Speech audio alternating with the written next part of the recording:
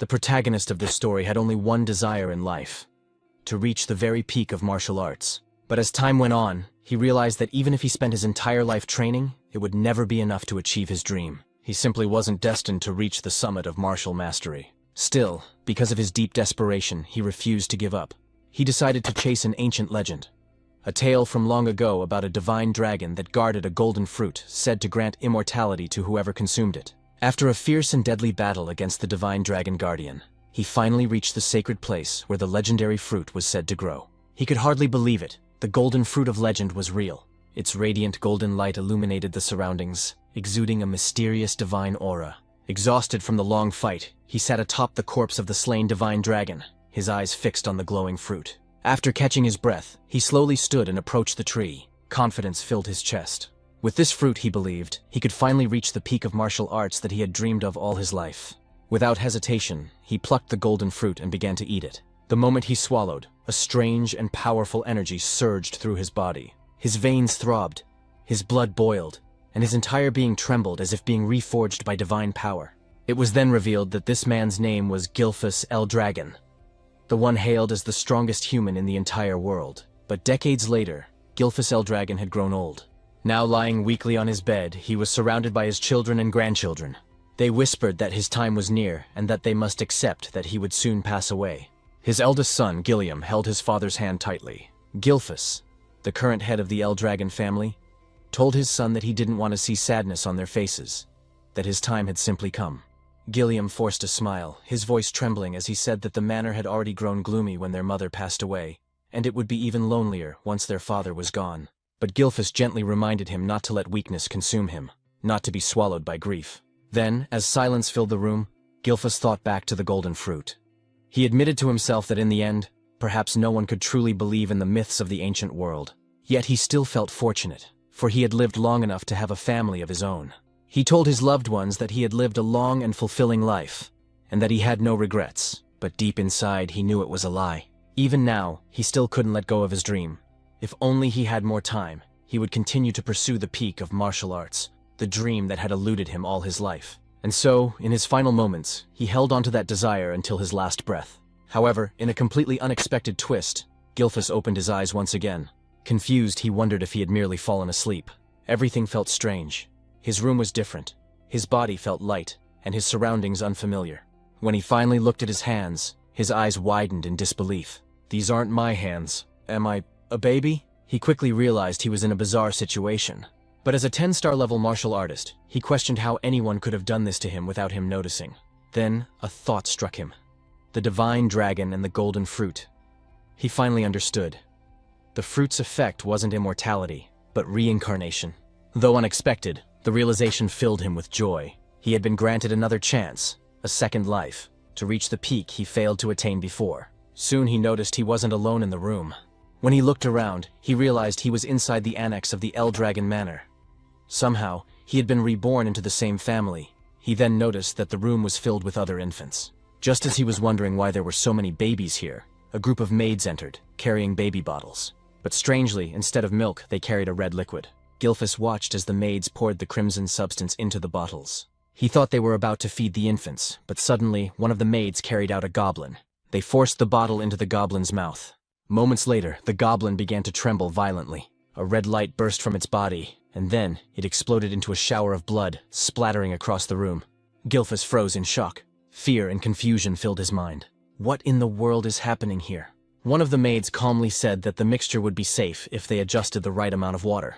As they began feeding the red liquid to the other infants, another maid picked up Gilphus himself. He looked at the bottle and immediately realized it wasn't milk. The energy coming from it was terrifyingly strong. He could sense that the liquid was dragon blood, and that it was far too dangerous for a newborn's fragile body. But before he could react, the maid pushed the bottle into his mouth. Instinctively, like any infant, he began to drink. Instantly, immense power surged through his veins. His small body trembled from the pain, but Gilphus recognized it.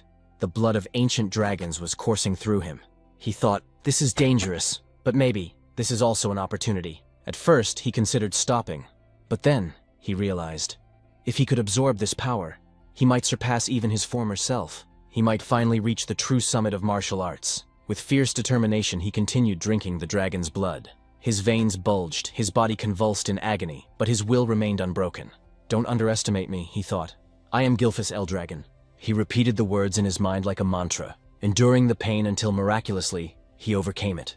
The maid stared in disbelief as he continued to drink, surviving what should have been a death sentence. Within his tiny body, two colossal dragon energies clashed violently, battling for dominance. When one finally overpowered the other, Gilfus could hardly believe how easily he had absorbed the power. When the two dragon forces finally merged within him, he realized this was the perfect opportunity. After finishing the last drop, he couldn't believe he had survived the overwhelming pain.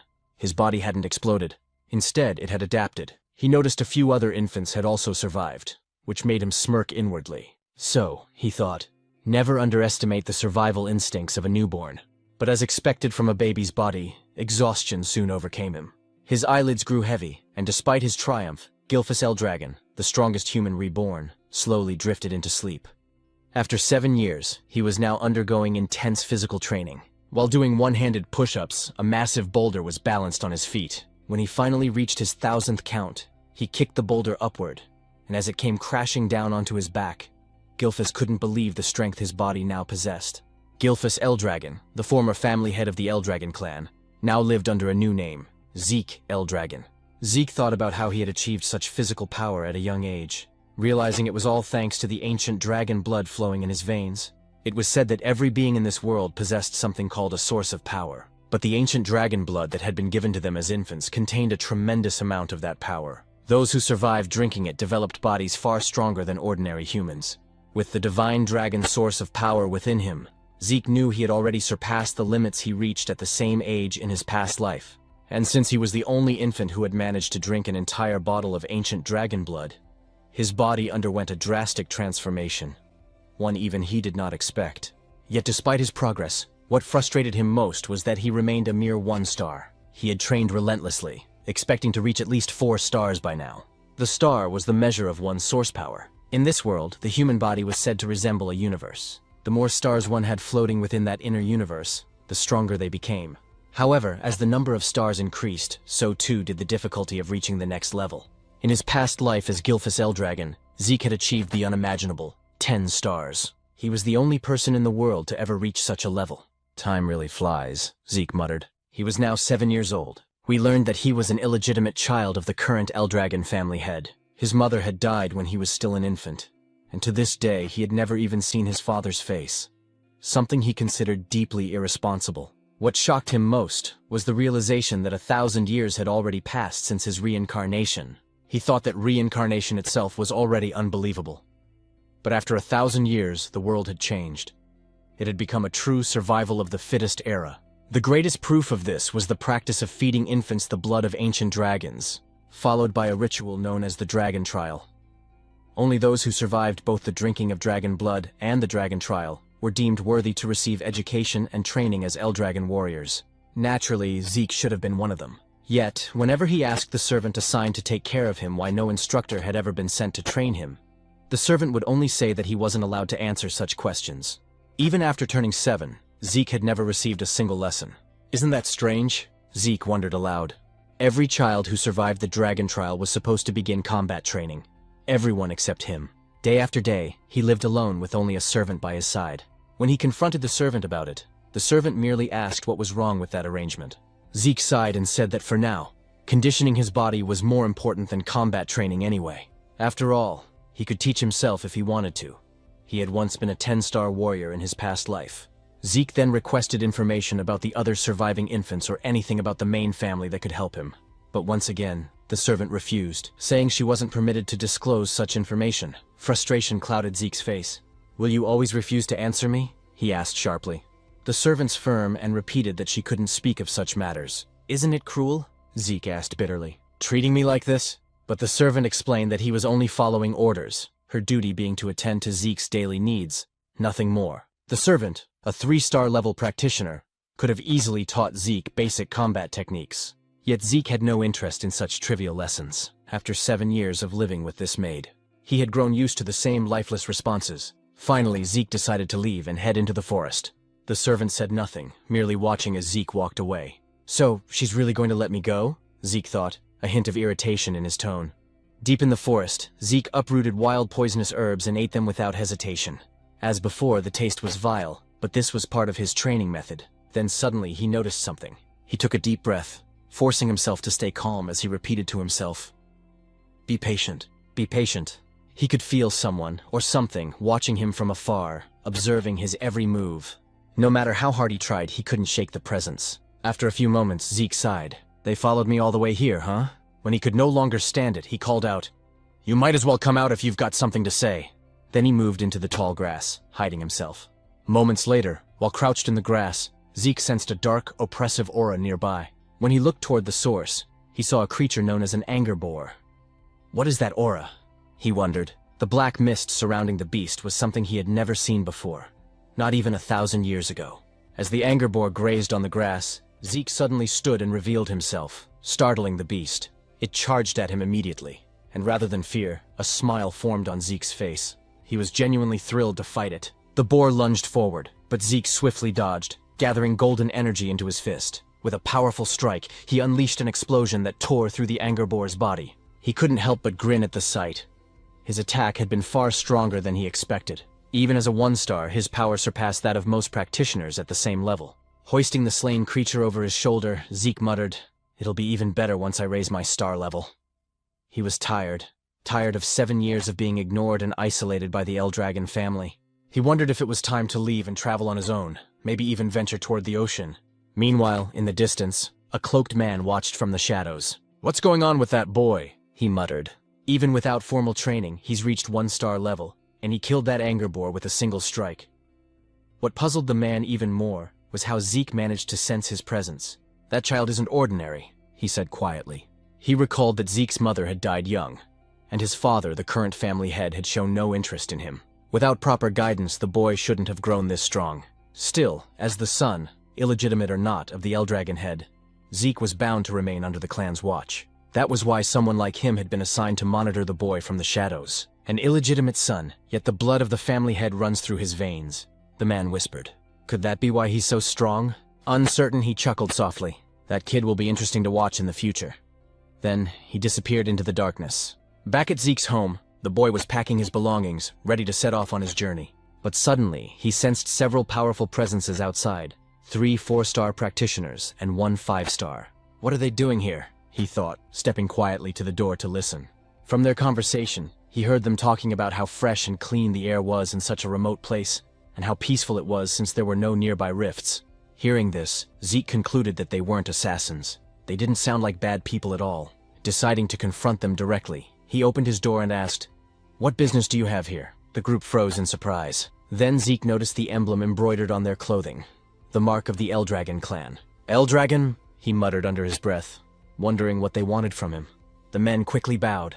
"It's an honor to finally meet you, young Master Zeke," their leader said. "We've been sent to escort you to the site of your examination." "Examination?" Zeke frowned in confusion. Annoyance flickered across his face. "They expect me to take an exam," he muttered, "even though they haven't taught me a damn thing yet." And after a few days, Zeke could hardly believe that he had returned once again to the main estate of the Eldragon family. He told us that he wasn't brought here to live again within the main estate, but rather for another purpose. Before he could enter, they instructed him to change out of his dirty clothes first. Zeke then began to explain about something known as the Dragon's Nest. After 1,000 years, the Eldragon family had established a school that served all branches of their bloodline. Everyone born with any relation or connection to the Eldragon family dreamed of entering this so-called Dragon's Nest to receive proper education once they turned 7 years old. And today marked the day of the entrance ceremony for that academy. Zeke was here to take part in the entrance exam. Even though he hadn't learned anything about the modern generation of his family, taking the exam was mandatory. Zeke immediately felt disheartened when he realized that this was the true reason they had brought him here. Why now, he thought, when he had already decided to leave and travel the world? While sitting by the school gate, a boy from Ortiscale village approached him. It was Rangus, who asked if he was all right and what seemed to be bothering him. When Zeke asked who he was, the boy formally introduced himself as Rangus and said he had approached because Zeke looked troubled. "Is that so?" Zeke replied casually. After observing the flow of energy in Rangus's body, Zeke quietly thought to himself that the boy seemed shy, but had an unusually strong sense of perception. Zeke then apologized for his situation, introducing himself in return. and admitting that his mind was in turmoil because he had no idea what they would be required to do in the exam. "Is that all?" said Rangus, feeling slightly nervous at the mention of the test. Still, he explained that the annual entrance exam for the Dragon's Nest didn't really change much. But when Zeke admitted he knew nothing about the exam, Rangus was shocked. Taking the test without any knowledge at all. Wasn't that far too reckless and dangerous? Just as Rangus was about to explain the details of the exam, a loud and arrogant voice suddenly interrupted them. A boastful boy shouted and called Rangus a weakling. Rangus turned around in shock and immediately recognized who it was. It was Retin, also from Ortiscale Village. Mocking him, Retin asked why he was here, suggesting that he must have gotten lost to end up at the Dragon's Nest.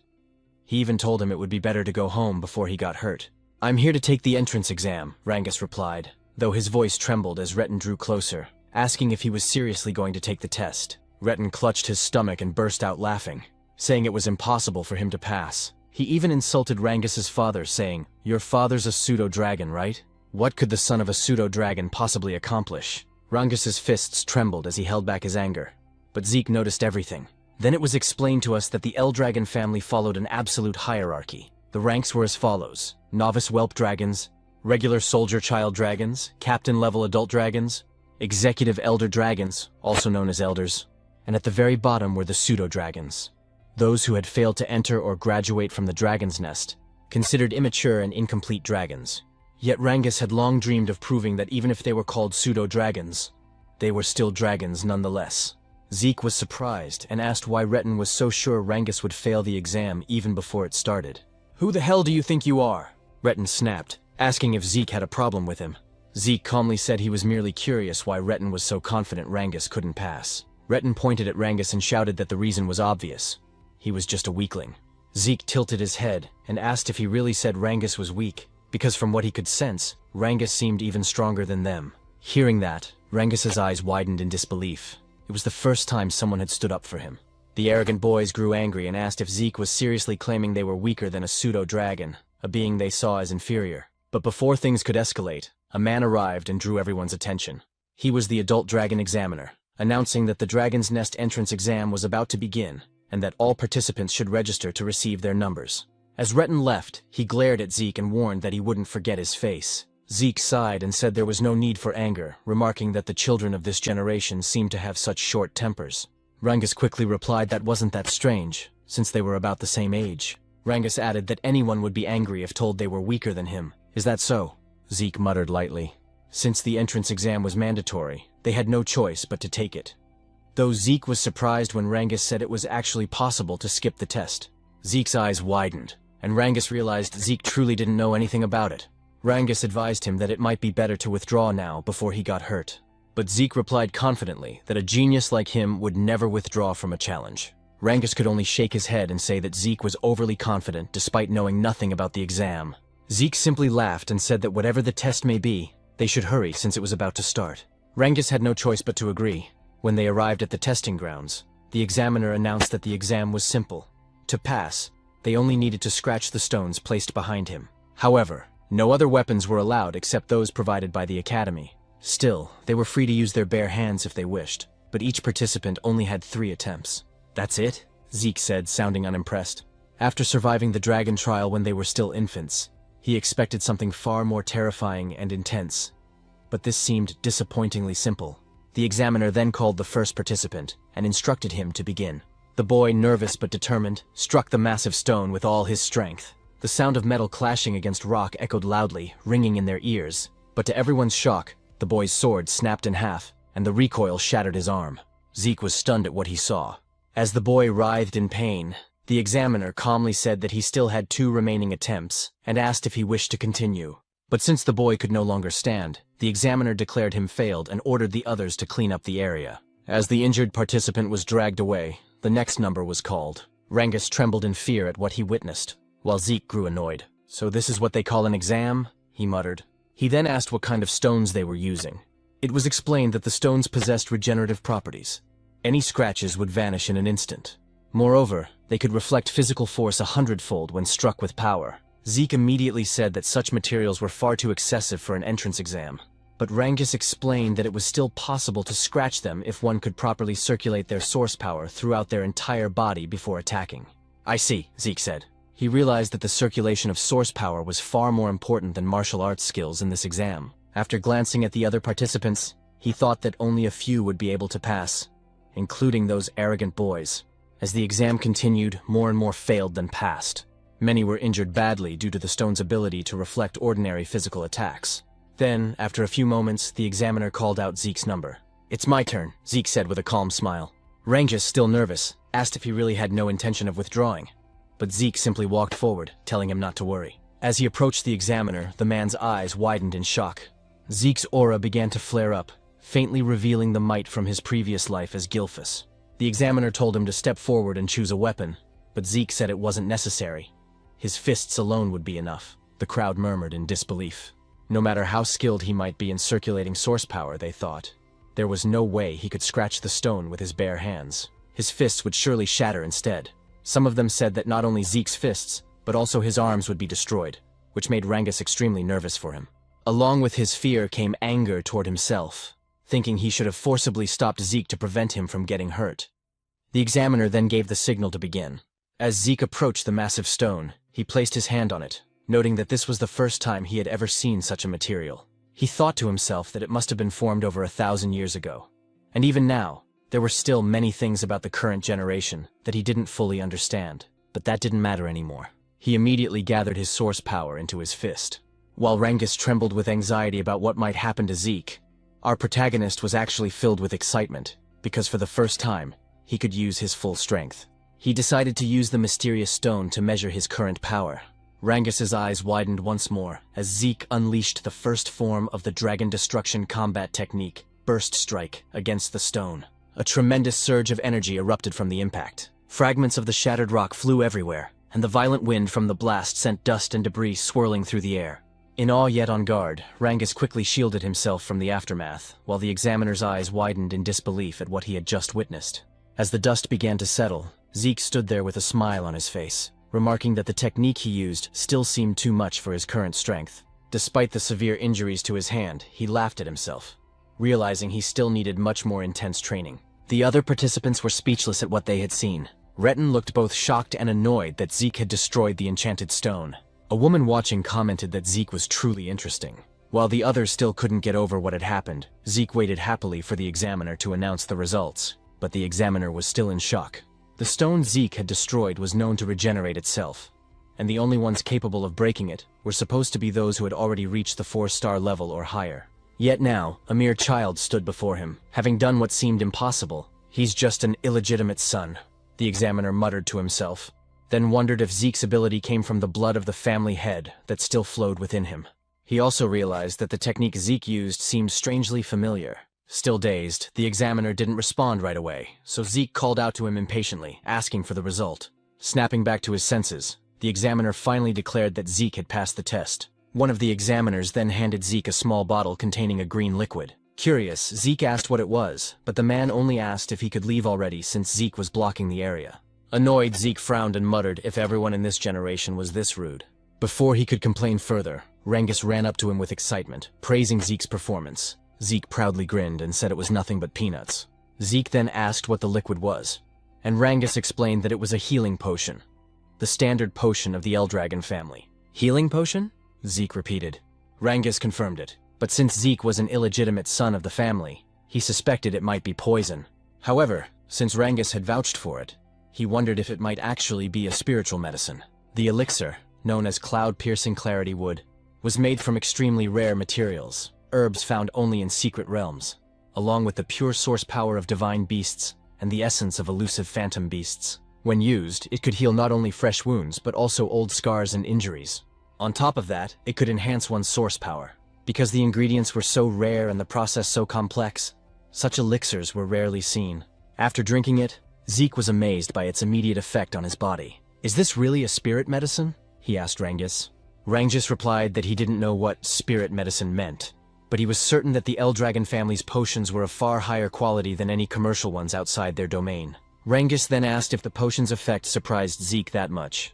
"Of course," Zeke said, explaining that it healed both his serious injuries and the strain from his training. Still, he noticed that unlike spirit medicine, it didn't seem to boost his source power. Rangus, on the other hand, said he was even more amazed by Zeke himself. to which Zeke chuckled and told him not to joke. Zeke thought to himself that the potion's existence showed how far knowledge had advanced over the last 1,000 years. Rangus praised Zeke's strength again, and Zeke declared that his dream was to become the strongest of all. Soon, the examiner announced that Retin had also passed the test, as well as his companions. Zeke expected as much, but then Rangus trembled nervously when his number was called. Despite his fear, he gathered his courage and walked to the front. Watching his stiff movements, Zeke wondered why Rangus was so nervous, then shouted to encourage him, telling him to trust himself. Embarrassed, Rangus asked him to lower his voice. When Rangus chose a sword as his weapon, Zeke watched closely, wondering what he was doing. Once the examiner gave the signal, Rangus attacked the stone, but as he expected, he failed on his first try. Determined, he stood again for another attempt, but his strike bounced off the stone, causing him to lose his balance and fall. His hands trembled from the stone's reflective ability. Retin and his group burst into laughter, saying it was just as they expected. The son of a pseudo-dragon was nothing more than a pseudo-dragon himself. They mocked him, telling him to give up. Retin even sneered at Zeke, asking if this was the same man he claimed could pass, and if Rangus was truly stronger than them. Zeke stayed silent for a moment, then told them to stop spouting nonsense. The examiner informed Rangus that he only had one attempt left, and asked if he still wanted to continue. Rangus couldn't answer. Overwhelmed by embarrassment and the ridicule of others, he lowered his head. But then Zeke walked up to him and asked what he was doing. He questioned why Rangus was using a sword instead of a spear, why he would choose a weapon that didn't suit him, and why he would take a test without any plan at all. Retin watched mockingly as Zeke told Rangus that in his current condition, he wouldn't even scratch the stone no matter how many times he tried. Retin and his group laughed again, calling Zeke an idiot, reminding him that Rangus knew nothing about using a spear. His weak father only ever taught him swordsmanship, they said, and switching weapons now wouldn't change the outcome. But Zeke ignored their jeers and called out to the examiner, asking if it was against the rules to change weapons. The examiner said it wasn't. Then Rangus is lucky, Zeke said with a grin. He turned to Rangus and asked if he trusted him. Memories of all the humiliation he and his father had suffered flashed through Rangus's mind.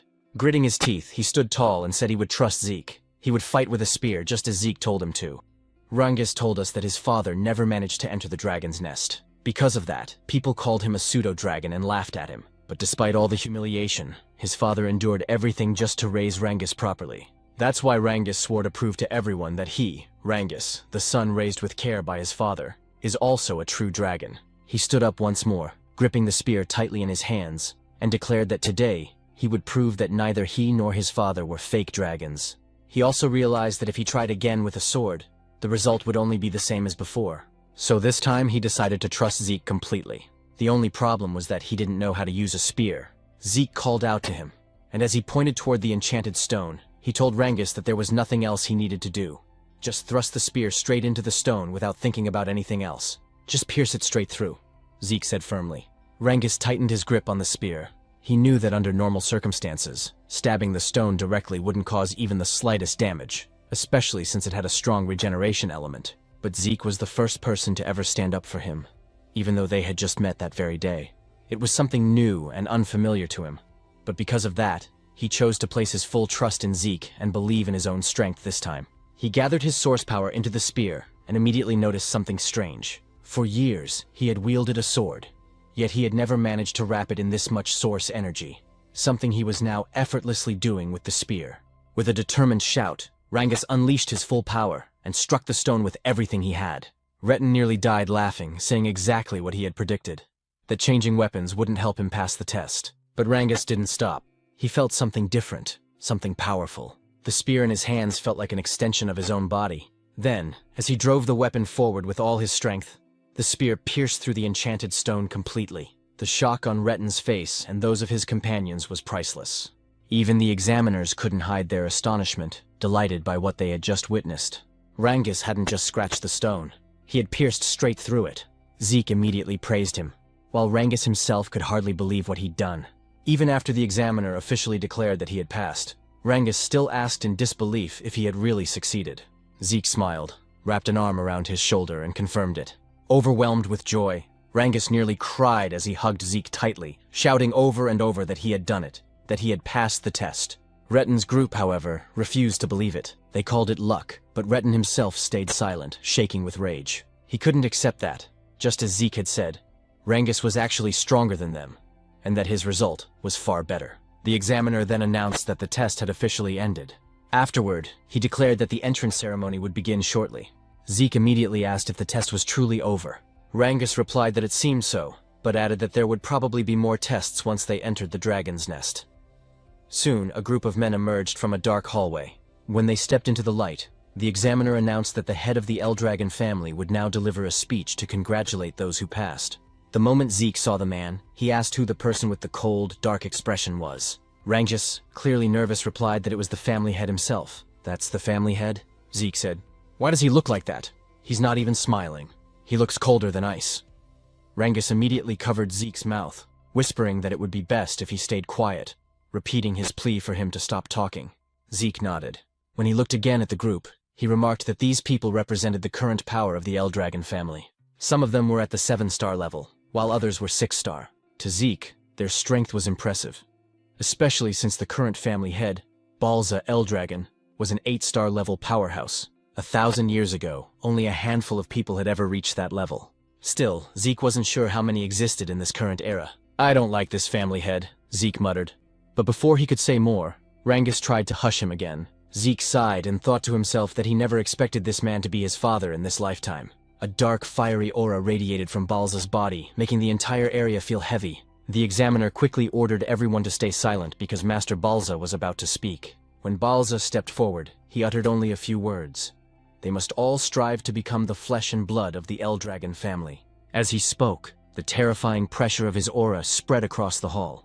Zeke wasn't affected, but many of the examinees trembled in fear, some struggling to breathe as their bodies froze under the immense pressure. Zeke noticed that even Rangus was affected. He couldn't believe how easily everyone around him was overwhelmed by the family head's presence.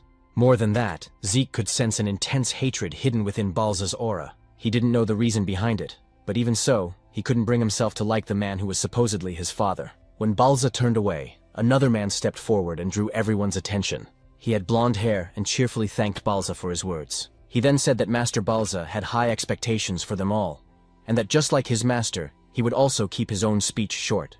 As Zeke wondered who this man was, the speaker simply told everyone to train hard and grow stronger. "That's it?" one of the examiners muttered. The man smiled and said that people who worry too much about small things go bald early, so he wouldn't bother with long speeches. Zeke couldn't understand what was wrong with him, but at least the atmosphere in the hall had lightened up. The examiner then announced that the new students would now be assigned to their dormitories. Everyone whose number was called had to head there immediately. Zeke asked if they wouldn't all be staying in the same dormitory, and Rangus explained that there were 4 East, West, South, and North dorms. Every student accepted into the academy was allowed to live in one of those 4 halls. When Zeke's number was called, he stood up and waved goodbye to Rangus. He was assigned to the East Hall. As he walked through the corridor, he commented that a lot had changed in this place over the past 1,000 years.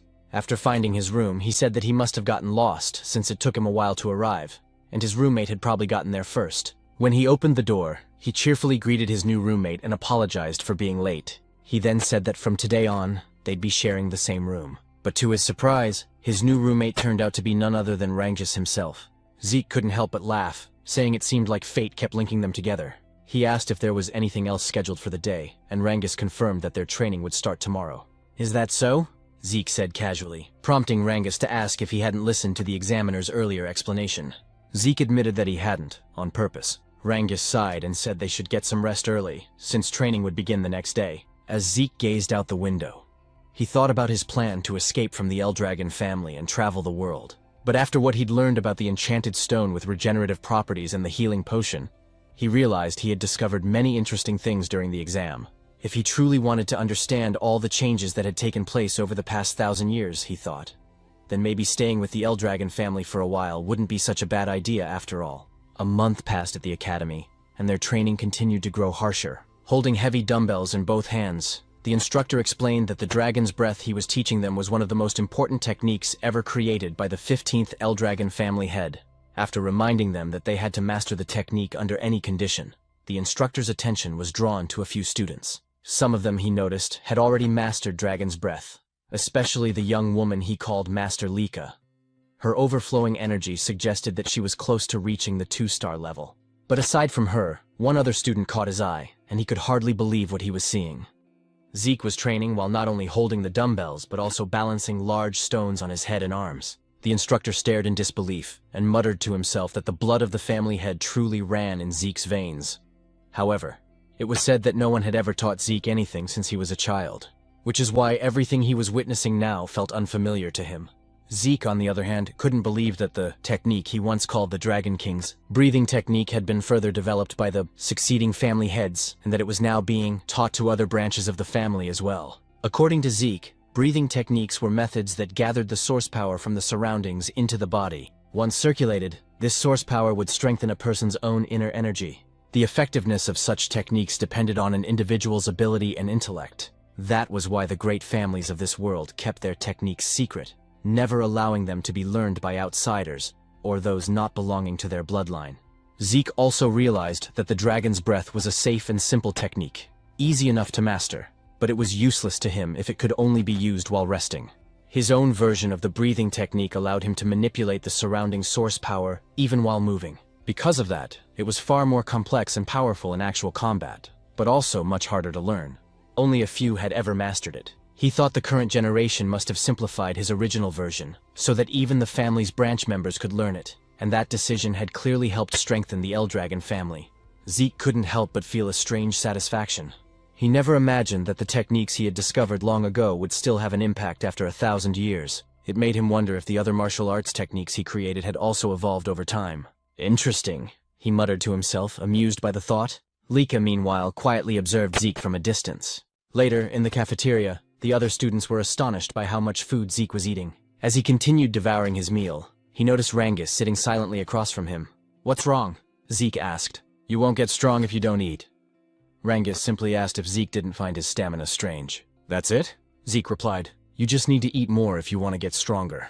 Train harder. Push yourself."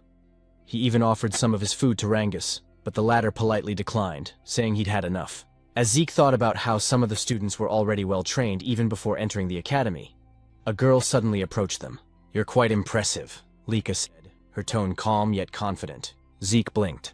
"And who are you supposed to be?" he asked casually. Rangus immediately choked on his food, whispering nervously, "You don't know who she is? That's Master Lika, the daughter of the family head, Lord Balza." "Oh," Zeke said indifferently. "What do you want me to do about that?" "I don't know her." Rangus began sweating profusely. "You can't talk like that. Master Lika is one of the candidates to become the next family head. She's not someone you can just speak to casually." "Is that so?" Zeke replied. "Well, I'm a family head's child too." "An illegitimate one, though?" Rangus froze in shock while Lika looked at him curiously. "Is that true?" she asked. "You're really the family head's illegitimate son?" The narrator's voice continued. Lika Typhona Eldragon, one of the candidates to inherit the Eldragon family, was now standing before Zeke herself. "Why would I lie about that?" Zeke said, shrugging. Lika frowned slightly. "Then tell me, how could an illegitimate child like you destroy the magic stone with your bare hands? How could someone not from a renowned family possess such strength?" "Because I'm Zeke," he replied confidently, turning back to Rangus. "Stop staring and finish your food." Both Lika and Rangus fell silent for a moment. Then, Lika suddenly smiled. "You really are an interesting person," she said before sitting down beside him. "How about serving under me? I'll make you one of my followers." Zeke raised an eyebrow. "What exactly do you mean by that?" "I want you to join me," she said. "Be my ally and I'll be your backer. Every illegitimate child needs allies and influence, don't they? Use your strength to help me become the next family head, and once I do, I'll help you achieve your own dreams." Zeke didn't even hesitate. "No," he said flatly. Lika frowned again. "Why not? Don't tell me you want to become the family head yourself?" As her aura flared with a faint, crackling energy, Zeke could tell that she was close to reaching 2-star level. For someone her age to release an aura like that, she was indeed impressive. Still, Zeke remained calm. "You can think and do whatever you want," he said. "But I have no interest in being family head or any kind of title." "Why?" Lika asked coldly. Zeke stabbed his knife into the table. "Because I don't need to serve anyone," he said, his voice steady but sharp. "I'm the strongest person there is." The cafeteria went silent. Even Lika couldn't believe what she was feeling. Zeke's presence had completely overwhelmed her for a moment. Rangus immediately stepped in to diffuse the tension, urging both of them to calm down. But Lika wasn't the type to back off. Embarrassed and angered by what just happened, she decided to challenge Zeke to a duel. Zeke, however, didn't seem to care and simply continued eating. Moments later, a commotion spread across the campus. "Where are they going?" one student asked. "To the training grounds," another replied. "There's going to be a duel between the younger generation. Master Lika herself is fighting." "What?" Master Lika from the Typhona family? Someone exclaimed. Who's brave enough to challenge her? When they arrived at the training grounds, everyone whispered among themselves, wondering who would face her. Zeke, meanwhile, couldn't believe Lika was actually serious about the duel. Are you all right with this? Rangus asked nervously. You'll be fighting Master Lika. Even if you call her Master, I don't know who she is, Zeke replied bluntly. Rangus sighed. You should at least show some respect, now that I know you're also the family head's son. Do what you want, Zeke said. Still, Rangus tried to explain. What's important now is that you understand who you're up against. Master Lika isn't just anyone. She's the daughter of Lord Balza Eldragon. And she also carries the blood of the Typhona family, one of the 4 great families supporting the Eldragons. She's a prodigy who mastered all forms of the Typhona family's hereditary lightning great sword technique at a young age. Like her father's other children, she has terrifying talent. Zeke tilted his head. I didn't understand a word of that except that she's the family head's daughter. Rangus stared at him. How do you not know any of this? Because I don't, Zeke said plainly. So don't ask me. Rangus blinked as Zeke suddenly laughed. But since I don't know anything about her, he said with a grin. That'll just make the fight more fun. Sounds exciting? Rangus could only sigh and worry. No matter how strong Zeke was, Master Lika was on another level entirely. Why did you even accept her challenge? He asked. I never run from a fight, Zeke answered. And it looks like my challenger's ready anyway. At that moment, Lika stood with her sword planted firmly in the ground. Her aura flared, lightning crackling faintly around her. Are you two done talking? She asked coldly.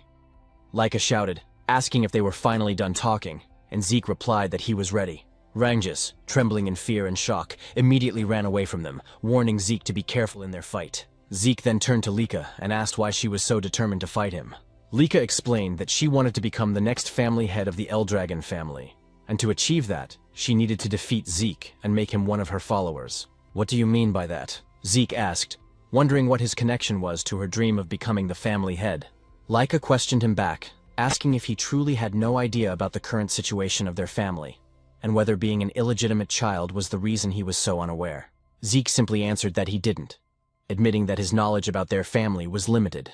Because of that, Lika began explaining. She said that including both of them, there were 5 candidates to become the next family head. Except for Zeke, all of her siblings were connected to the 4 major branch families of the Eldragon clan. The position of family head was so important that it became a source of conflict among those branches. For that reason, all of Zeke's siblings had entered the Dragon's Nest to study and represent their respective families. Since the fight for succession had turned into a fierce competition, Lika needed strong allies to stand against her older brothers. Zeke quickly understood that this was a power struggle between the 4 main branches of the Eldragon family. He found it all too complicated, and wasn't even sure if he wanted to understand it. Lika then continued, saying that as one of the candidates for family head, she needed to strengthen not only her knowledge and power, but also her influence by gathering strong followers. Without another word, she charged straight towards Zeke, declaring that she would defeat him right then and there to make him one of her subordinates. But Zeke easily dodged her powerful strike, as well as the flurry of attacks that followed. Still, Lika refused to let him escape. The onlookers couldn't believe what they were seeing. The speed of their movements was incredible. Lika's attacks, despite her heavy greatsword, flowed so smoothly and rapidly that it seemed almost effortless. As they watched the battle between the siblings, the crowd began to murmur about Lika's precise control over her source power, noting how her strikes were becoming faster and stronger over time. They could only marvel at the power of a true daughter of the family head from one of the main branches. Some even said the fight's result was already obvious. What they didn't know, however, was that Lika herself was growing increasingly frustrated. She couldn't understand how Zeke kept dodging every single one of her attacks, or why it felt like he was simply toying with her. Rangus, who was watching from a distance, couldn't help but be amazed, his earlier worries fading away as he saw Zeke's calm movements. Zeke then remarked that the martial arts Lika was using were unlike anything he had seen before. He admitted that her movements were far faster than those of any ordinary 1-star level fighter. But Lika, irritated, shouted for him to stop talking and focus on their fight. Zeke clenched his fist and said he was already focused, and that was exactly why he could unleash such a powerful strike so easily. His punch landed squarely, and Lika immediately gagged from the force. She fell to her knees, gripping her sword and stomach in pain. The spectators gasped and began whispering among themselves, wondering how Zeke managed to avoid all of Lika's attacks and who this mysterious boy truly was. As Lika struggled to stand, she asked why none of her strikes could land. Compared to other 1-star fighters, she knew she was much faster. So logically, Zeke shouldn't be able to keep up. Zeke admitted that she was indeed faster than any 1-star he had ever seen. But in his eyes, she was still just a 1-star. "You're a 1-star too," Laika snapped, saying that Zeke shouldn't be able to match her speed and movements. "There's a simple reason for that," Zeke replied. "Your breathing, the movement of your eyes, even the shift of your muscles. I can read them all. By observing these small details, I can predict your next move. It's all based on experience." "Don't make me laugh," Laika shouted, launching another fast strike toward him. But Zeke easily dodged again, saying that just like his words a moment ago, he could see and read her every move. In the next instant, he countered with another powerful attack that sent Lika crashing into the wall with a violent force. The spectators screamed in shock, asking if Lika had really been defeated. "Master Zeke, that was amazing! You beat Master Lika!" Rengus shouted in excitement, but Zeke calmly said that it wasn't over yet. Their fight wasn't finished. As the dust cleared, Lika stood once again, bruised but defiant. Zeke noted that she had focused her source power into her core, allowing her to endure his attack without suffering serious damage. He smiled slightly and admitted that Lika was truly an extraordinary girl. "That's enough, Master Lika," Rengus pleaded. But Zeke told him to move back, warning that he could get caught in their next exchange. Zeke then noticed an intense surge of aura flowing from Lika. He wondered if she had just advanced to the 2-star level. The spectators noticed it too. They couldn't be mistaken. The glowing mark on her body was proof that she had indeed become a 2-star with a white aura. The 2-star level was a stage where one could channel source power into their martial arts, even manifesting it outside their body as aura. Lika thanked Zeke, saying that because of him, she had achieved the 2-star level earlier than expected. "But because of that," she declared, "you no longer have any chance of winning." With her aura blazing, she charged towards Zeke, her great sword surrounded by radiant power. Zeke only laughed. He looked genuinely thrilled. "You've really improved," he said with excitement, dodging another rapid strike. "Your speed is incredible now." But his expression suddenly changed when he felt a sting on his cheek. A shallow cut. "I know I dodged that attack," Zeke thought to himself. Lika smirked and asked if he could finally see the difference in their strength. "This is my true ability," she said proudly. "Now that I've become a full 2-star and gained my aura, I'll show you the real power of the true Thunder Greatsword technique." "Oh, then I get to witness a martial art I've never seen before," Zeke said, smiling in excitement. To him, this was turning out to be the most thrilling and enjoyable moment of their fight. Lika suddenly unleashed the Lightning Greatsword technique. Lightning flash, her sword crackling with blinding golden energy as she charged forward. Zeke was instantly enveloped in a storm of lightning, forcing him to retreat a step back as he shouted, "Wait a second!" What kind of technique was that? How can you manipulate lightning like that? Isn't this too much for a sparring match? Lika smirked, driving her sword into the ground as golden light surged around her. "You seem surprised?" she said calmly. Summoning another move, Lightning Net, sparks erupted from the earth, forming a glowing web of electricity that shot towards Zeke, but he narrowly dodged it. As he landed, he muttered to himself, "Her power has grown tremendously. Her strength now is nothing like before. At this rate, this fight won't be easy." The audience murmured in awe, unable to hide their astonishment. Ever since Lika had advanced to 2-star level, the tide of the battle had completely turned. Rengus, who had been watching anxiously, began to worry. Zeke noticed that Lika's movements were simple, nothing new compared to her 1-star self. But every swing of her blade now carried far greater force. Her Lightning Greatsword technique was overflowing with power, her aura amplifying each strike. What surprised Zeke even more was the speed. Lika was moving faster than he could have anticipated, and her lightning felt strangely mysterious. Still, he remained confident. Even if she could cloak herself in thunder, he was sure he could counter it. Yet, curiosity filled him. What kind of power was this? What kind of lightning could she command? While evading her continuous assaults, he studied her every move, analyzing her aura and its rhythm. Lika, noticing Zeke's calm smile as he danced away from her attacks, frowned. "Still smiling? You look too relaxed for someone in a duel," she sneered. "Let's see how long that lasts." She dashed forward once more, her sword blazing with light as she used swift thunder, enveloping herself in golden lightning. But again, Zeke evaded at the last moment. "She's as fast as lightning itself," he thought, only for Lika to swing her sword mid-charge. The blow struck true this time, sending Zeke flying backward with a powerful shockwave that scattered dust and debris across the field. Rengus gasped and rushed towards Zeke out of sheer panic, but one of the spectators grabbed his arm to stop him. Meanwhile, Zeke stood up, his clothes scorched but his will unshaken. Lika charged again, unleashing another lightning flash, striking him head-on. Yet Zeke still stood tall afterward. How is he still standing?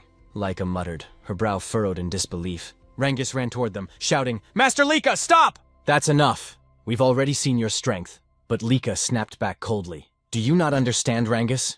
Stopping mid-battle would be an insult to Zeke. Desperate, Rangus turned to Zeke and begged, "Please, Master Zeke, surrender." "That's enough."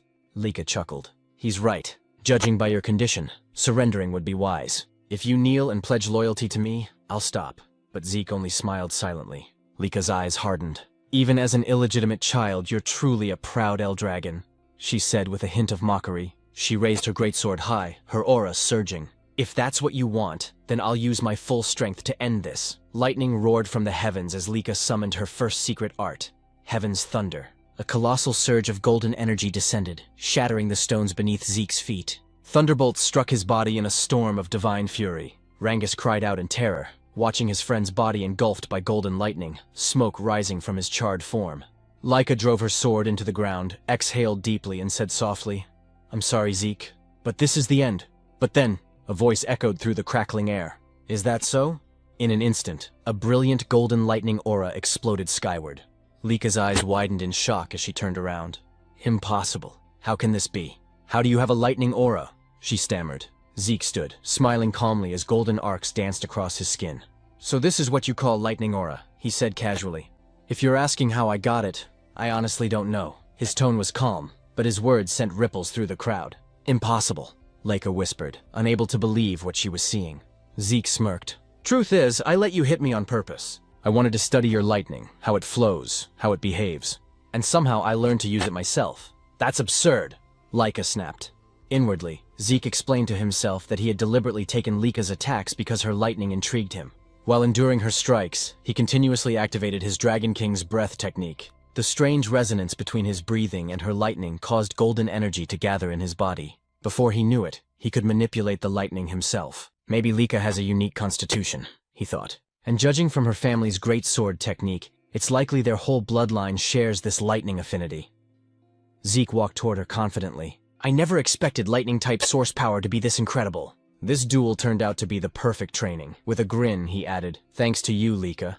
I've reached 2-star level myself." Golden lightning flared around him as he declared, "Our battle isn't over yet." Lika roared and charged again, her greatsword glowing with power, unleashing another blinding attack. But Zeke sidestepped effortlessly and prepared a counterstrike. However, as he moved, he suddenly vanished in a flash and reappeared on the opposite end of the arena. "What just happened?" he muttered. He then realized, when one gains immense source power, it strengthens the body's muscles and nerves. This new lightning aura must have changed my physiology. I can't fully control my speed yet. In the stands, Rangus was speechless. He couldn't follow their movements anymore. Both fighters were blurs of golden light and thunder. Am I just imagining things? Or has Lika not landed a single hit lately? He wondered. Frustrated, Lika shouted, "Are you mocking me, Zeke? Stop toying with me." "I'm not," Zeke replied calmly. "But I will admit, you're a real threat." He then lunged forward, delivering a powerful kick, but Lika blocked it with her sword, the force pushing her backward. Zeke straightened, smirking.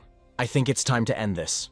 "End this?" Lika repeated, narrowing her eyes. "Yes," Zeke replied. "I've been thinking of creating a new technique for a while now, and this seems like the perfect time." "Creating a new technique?" she said in disbelief. Zeke nodded. "Exactly." He paused for a moment, then murmured, "Should I call it a first form, or maybe a special form?" Lika blinked, confused. Did he even receive proper combat training? From which family could he have learned that? She wondered, her thoughts spinning. Before she could react, Zeke appeared beside her in a flash, lightning surging in his hand. "Dragon Destruction Combat Arts, Special Form, Lightning Peak," he shouted. The attack struck her directly, wrapping her in a fierce storm of golden thunder. Her body trembled violently, her sword slipping from her grasp as she fell to her knees before him, electricity still crackling around her. The arena fell silent. Rangus and the others stared in disbelief. Zeke had won. Lika, lying on the ground, exhaled shakily. After a few moments, she forced herself to sit up, trembling. "I can't believe I lost. I was supposed to become the next family head. I can't lose. Not to anyone," she thought bitterly. Zeke approached her, offering his hand. "You were amazing, Lika. Truly strong," he said sincerely. "It's always exciting to learn something new. This fight was worth it."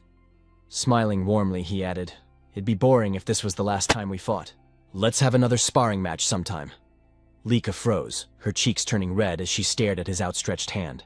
Despite her defeat, she had a feint of happiness on her face. Perhaps out of pride, or perhaps for the first time, admiration. Once again, Zeke said that they should have another sparring match soon. With a confident smile, he added that he couldn't wait for their next bout. Lika, though a bit shy, extended her hand toward him, admitting that she was no match for him, and that she willingly accepted her defeat. Meanwhile, several hours later, deep inside a dimensional rift, Balza Eldragon, the father of Lika and Zeke, and the current head of the Eldragon family, stood surrounded by countless strange and feral monsters. As the creatures charged toward him, Balza's eyes began to glow with an intense light. Releasing a crushing wave of aura and dragon pressure, he instantly froze every creature in place. Drawing his sword, Balza invoked the first form, Genesis, of the Dragon Destruction combat arts. With a single, fluid swing, all the monsters around him were cleaved cleanly in half. As he sheathed his sword, the Eldragon family soldiers rushed forward to finish off any remaining monsters that might have survived their master's strike. Balza turned toward the exit of the rift, but before he could leave, one of the soldiers called out to him, saying that he had an important report. Balza stopped walking and asked what it was about. The soldier informed him that Lady Lika had reached the 2-star level. Upon hearing this, Balza froze mid-step. His glowing eyes flickered, and his response came out cold and detached. So what of it? The soldier, clearly nervous, explained that reaching the 2-star level at only 7 years old was an extraordinary achievement. He added that with Lika's talent, once she graduated from Dragon's Nest, she would likely reach the 4-star level, or perhaps even the 5-star level. Balza's reply was chilling. Talent means nothing. The next time you report to me, I expect to hear how she can be of use to us. If all you bring are worthless updates like this, you'd better leave my sight. The soldier fell silent as Balza continued toward the rift's exit. But before he could step through, the soldier quickly added that Lika had recently lost in a sparring match. Balza stopped abruptly and turned his head slightly, his expression unreadable. Did she lose to one of her brothers? He asked. The soldier shook his head. No, master. She was defeated by someone her own age. By Lord Zeke. Zeke? Balza repeated, his voice low. The son of that woman? Memories surfaced of a humble maid, Zeke's mother. That woman truly was gifted in battle, he muttered. But she died after giving birth to the boy. He turned fully to face the soldier, his tone sharp. Tell me, who could have possibly trained Zeke to defeat a 2-star cultivator? The soldier hesitated before answering. No one, master. Lord Zeke has never received formal training. He defeated Lady Lika through his own strength and skill alone. In fact, he too has already reached the 2-star level. I see, Balza said flatly. Then, turning his back once more, he declared, Begin the first trial. The soldier was visibly startled. Master Balza, forgive my intrusion, but isn't it too soon for the first trial? It's only been a month since the students began their combat training. Most of them haven't even reached the 1-star level yet. Balza cut him off. I do not care. Death chooses no timing, no level, no favorites. Only the strong deserve to survive. Star levels mean nothing if they can't endure the first trial. Those who fail aren't worthy of the Eldragon name. Yes, master, the soldier replied quickly. But then Balza added, Also, summon Freya. Tell her to return immediately. The soldier's eyes widened in disbelief. Freya. Master, do you mean that Freya? Balza nodded. Indeed. If Zeke could defeat Lika using only his own strength, then he's far more intriguing than I expected. I want Freya to design and supervise the first trial herself, and I expect her to personally observe every participant. The soldier bowed deeply. As you command, Master Balza. For the first time in a long while, a faint smile appeared on Balza's lips. A rare, almost warm expression flickered across his face as he said softly, He's the most interesting one of all. The next day at Dragon's Nest, the students continued their combat training under Rangus. Zeke, however, was off to the side, practicing his breathing technique. Sitting in a wall-sit position, he balanced a massive boulder on his head while holding dumbbells in both hands. His unwavering focus drew the attention of Rangus and the others, who couldn't help but watch him in silence. With his eyes closed, Zeke contemplated the technique they were studying. The Strike Dragon combat arts. As he recalled, this technique was originally created by the 15th family head. Though labeled as a combat art, it was in truth a body enhancement method. Simple, yet well constructed, allowing even young cultivators to grasp it. Rangus called out, Zeke, aren't you going to train? Zeke opened one eye. What do you mean? I mean combat training, Rangus clarified. We're practicing the Strike Dragon combat arts. I already learned that, Zeke replied casually. Rangus was stunned. What? But it was only taught to us this morning. How could you have mastered it already? Because I'm me, Zeke said with a smirk. But what's more important right now is that your source power is flowing incorrectly. My what? Rangus asked, confused. Zeke set down the heavy boulder from his head and told Rangus to turn around. Placing his hand on Rangus' back, Zeke channeled his aura through Rangus's body, correcting the flow of energy. There, he said. That's how your aura should circulate. Rangus turned to face him, grateful. You've really mastered the Strike Dragon combat arts, haven't you? That's incredible! Zeke frowned playfully. Are you doubting me? What kind of friend are you? No, not at all, Rangus quickly said. It's just, aside from my father, no one's ever taught me like that before. That's why I want to learn everything I can. You, Lord Zeke, already have your own martial arts, strong enough to defeat Lady Lika. I just thought the Strike Dragon combat arts might be too simple and boring for someone like you. It's not boring, Zeke replied. Actually, I admire its stability. It reminds me of my own Dragon Destruction combat arts, though my children never liked that technique. They said it was too difficult and complicated. The Dragon Destruction combat arts was indeed a complex and demanding technique, but it possessed immense power.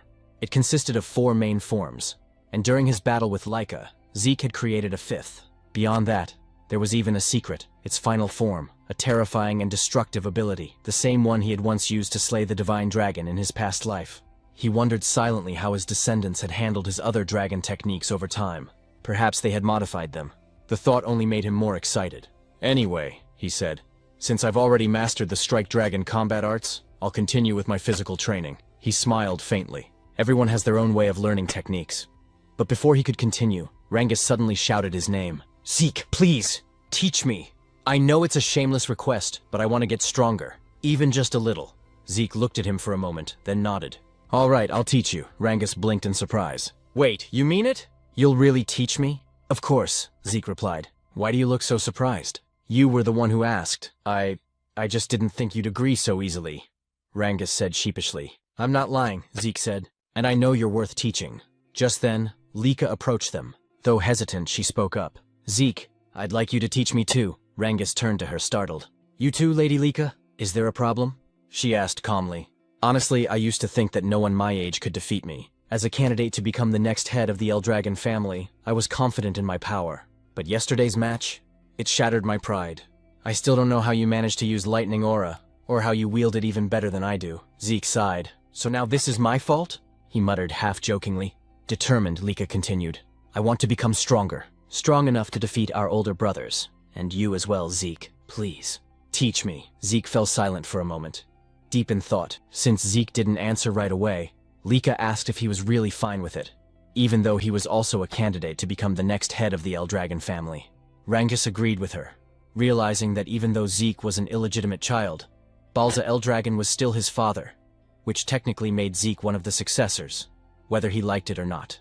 Zeke calmly replied that he didn't mind, but the real question was whether Lika's body was in good condition to train, saying that from what he saw in their match, her injuries would normally take at least a month to heal. Lika shook her head and said she had already used a healing potion, so there was no need for him to worry. Zeke and Rangus exchanged a look, whispering to each other. Zeke asked if that medicine truly had such absurd effectiveness, but Rangus replied that if Zeke was referring to the basic potion given during the entrance exam, it definitely wasn't strong enough to heal Lika's wounds so quickly. Because she was the daughter of the family head, she must have used a much stronger kind of potion. Zeke sighed in amazement, muttering that this era truly was something else. Lika nodded, admitting that without the potion, she would have been bedridden for at least a month. But now, what mattered most was her request, whether Zeke would agree to train her as well. She knew that he, too, needed to train, but she wanted to grow stronger under his guidance. Zeke agreed without hesitation, saying that he never turned down young people with ambition. Both Lika and Rangus were surprised by his answer. Lika pointed out that he was also young like them, while Rangus added that they were about the same age. Zeke chuckled and agreed. Then, with a teasing tone, Zeke asked if she was truly sure about having him as her instructor. After all, he was the one who defeated her. Lika replied firmly that she didn't care about that. She didn't have the luxury to be picky. If she wanted to become the next head of the Eldragon family, she had to become stronger, no matter what it took. Zeke remembered how, during their first encounter, she had mentioned her dream of becoming family head. He asked why she seemed so obsessed with that goal. Without hesitation, Lika answered that if she failed to become family head, she would only be used for a political marriage. She spoke bitterly, saying that in the best-case scenario, she'd probably be forced to marry one of her cousins. But the worst case would be marrying a man she didn't even know. Zeke's expression darkened, anger flickering in his eyes as he asked what she meant by that. Lika said it was natural, considering how valuable the Eldragon bloodline was, especially within the 4 branches of the family. Their source power was special. It could be used in countless ways. That's why the family was obsessed with keeping their bloodline pure. Rangus shuddered, sensing the terrifying aura that suddenly emanated from Zeke. His voice turned cold and sharp as he said that the Eldragon family had truly begun doing disgusting things like this. He clenched his fists, saying he would destroy such filthy and meaningless traditions. But before the atmosphere could grow heavier, several instructors arrived, immediately drawing everyone's attention. Lika blinked in surprise, wondering why they had come, while Zeke muttered that the timing couldn't be worse. He worried that they might have overheard what he just said. Then, from behind them, a woman with fiery red hair appeared. One instructor stepped forward and announced that starting today, they would have a new instructor. Despite how busy this person was, she had taken the time to teach them personally, so they should be grateful. As the red-haired woman approached, she reached out her hand toward Lika and asked if she was Lady Lika. Feeling a wave of danger, Lika instinctively leaped backward. Zeke stepped forward protectively, while Rangus grabbed onto his arm in fear. The red-haired woman smiled faintly, praising Lika's sharp reaction and saying her aura quality wasn't bad at all. Zeke frowned slightly. He hadn't even sensed her presence until now. Rangus nervously asked who she was. The instructor then introduced her as Lady Freya Fuenkick of the Black Dragon Corps. Freya gave a polite smile and greeted everyone, saying she was pleased to meet them all. She then looked straight at Zeke and asked if he was Lord Zeke. When he confirmed it, she asked if he wasn't surprised by her sudden appearance. Zeke replied calmly that nothing she did was surprising. Freya froze for a moment as Zeke's eyes began to glow faintly, and he commented that her stealth technique was rather interesting. Freya quickly realized why even the family head, Balza Eldragon, was interested in this boy. Meanwhile, Zeke analyzed her movements. He noticed her source power was concentrated in her lower body, following a flow pattern he had never seen before. That must be why her footsteps made no sound at all. A spark of excitement lit up his eyes as he wondered what kind of martial arts she used.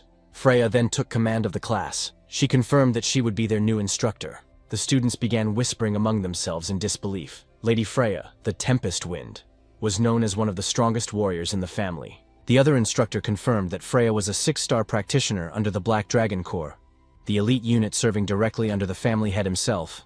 The students were in awe, unable to understand why someone of her rank would come teach at their academy. Freya smiled faintly and said she would indeed train them, but under one condition. They had to pass a simple test. The students gasped at her words. She told them not to worry. The test was simple. They just needed to bring crystal like the one she's holding, and survive for 1 full month inside the Poison Dragon Mountain. Rangus went pale at the name, while Zeke felt a sense of nostalgia. The Poison Dragon Mountain, he explained, was home to countless poisonous creatures. Even brushing against a single leaf could kill an ordinary human instantly. It was a region of pure danger. Zeke recalled how, in his previous life, he had often used that place as his personal training ground. Still, he thought this test might be too cruel for young students. Freya explained the rules. Each student would receive 1 crystal orb. If their orb broke or was lost, they would immediately be disqualified. When someone nervously asked what happened to those disqualified, Freya replied bluntly, they would be expelled from the dragon's nest. She added that they didn't need to worry about the poison itself. If they properly used the dragon's breath breathing technique, they would be fine. As long as they held onto their orbs and controlled their breathing, they could survive. Lika pointed out that aside from poisonous plants, there were monsters there too. Freya's eyes turned sharp as she said they would need to defeat those monsters themselves, since that was the only way they could secure food. Without hunting, they wouldn't last even a few days. The students were horrified. Retin muttered that it was impossible. Many doubted whether their basic combat technique, the Strike Dragon, could even hurt the creatures living there. Freya smirked and told them not to panic. They had 5 days to prepare. During that time, they could each choose a basic weapon art from the Eldragon family archives to learn. If they mastered it, their survival chances would improve. But if they failed to learn it within 5 days, she would not take responsibility for whatever happened in the mountain. One student asked timidly if Freya would help them in case things got too dangerous. Freya chuckled darkly, saying, "You're in the Dragon's Nest, the land of the Eldragon family. Here the weak do not last. Only the strong survive. If you can't defeat a few monsters on your own, then you might as well sleep peacefully beside them in the bed of poison." The students trembled in terror, sweat dripping down their faces. Rangus was on the verge of tears, while Lika stayed silent in deep thought. Zeke frowned to himself, wondering if this was still the same Eldragon family he once knew. It felt so different from when he had been the family head. Freya then said that was all for now. She began distributing martial arts books for every weapon type and told them to step forward to pick whichever technique they wanted to learn. As students crowded around, Rangus hesitated, unsure what to choose.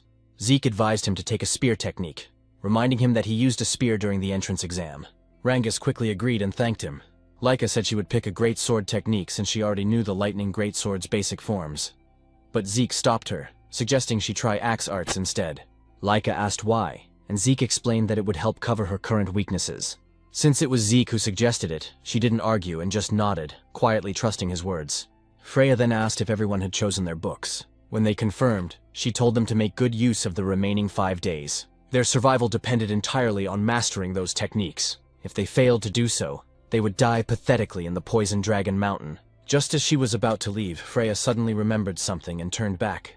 She warned them that during the test, their seniors would be trying to steal their crystal orbs. Rangus was stunned and asked what she meant. Freya explained that their 10-year-old senior group would also be taking the same test, but their task was to hunt down and steal the orbs from the younger batch. She added that the younger students outnumbered the seniors, and since the Poison Dragon Mountain was vast, they might get lucky and avoid confrontation. Still, their seniors would use everything they had to find and attack them. After saying that, Freya turned and left. Rangus looked terrified, sweat dripping down his face as he asked what they were supposed to do now.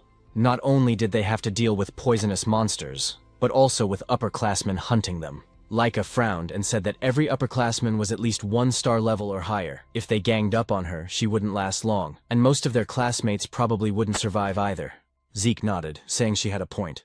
If Laika couldn't fight alone, then she should form a group of 2 or 3. Cooperation wasn't forbidden after all. They could help each other hunt monsters and defend against seniors. When Rangus asked about Zeke's plan, Zeke simply said that he intended to go solo and enjoy the exam. Laika sighed and admitted that somehow that sounded just like him. Before they began training, Zeke suggested they eat first. As they walked away, Laika glanced at Rangus and asked if he didn't think Zeke was a little strange sometimes. Rangus shrugged and replied, "Yeah, sometimes." 5 days later, the students gathered before the Poison Dragon Mountain, their emotions mixed between fear and determination. Freya stood before them, a confident smile on her face, and declared that the weather was perfect for the test to begin. Nervously, Rangus said that the exam was finally about to begin. Even though this was Zeke's plan, he couldn't help but wonder if it was really okay for someone like him to be part of Lady Laika's team. After all, there were many noble-born students she could have chosen instead of him, a mere commoner who hadn't even reached 1 star yet. "We're the same, Rangus," said another student. When Rangus turned around, he recognized them as Raymond and Celine. Celine, who came from the East Hall of Dragon's Nest, admitted she was also a commoner, and couldn't believe she'd been chosen to join Lady Laika in the upcoming trial at Poison Dragon Mountain. Raymond, also from the East Hall, smiled as he looked at Lady Laika. But Laika quickly said that it didn't matter whether her teammates were nobles or commoners. She had chosen them because she recognized their potential and abilities. Hearing this, Rangus fell silent for a moment, then gripped his spear tightly and declared that he understood, and that he would do his best not to become a burden to their group. Raymond followed, saying he would give his all to meet Laika's expectations. Laika smiled brightly and said, "I'm counting on you all." Then she turned to Zeke and asked if he was truly planning to take the trial alone.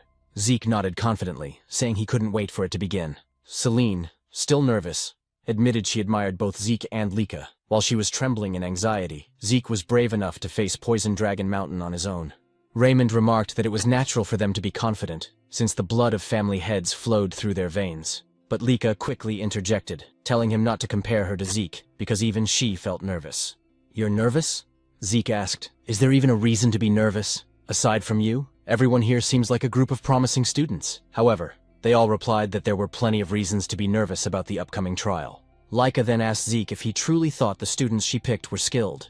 Zeke immediately confirmed it, and thought to himself that Laika had successfully gathered some of the most promising students in the academy. He realized that her eye for talent was indeed remarkable. He praised their group's offense and defense, saying the trial would surely be easy for them. "You're right," Rangus replied with a drop of sweat running down his cheek. "You've always been too confident, Zeke."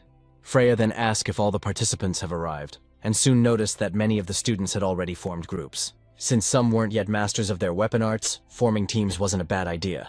Freya then stepped forward and announced that the trial would begin shortly. She explained once again that their task was to survive for 1 full month in Poison Dragon Mountain and protect their crystal orbs. They would only pass if their orbs remained intact. Every orb was identical, meaning that if one lost theirs, it could be stolen by others. Many students grew anxious upon hearing this.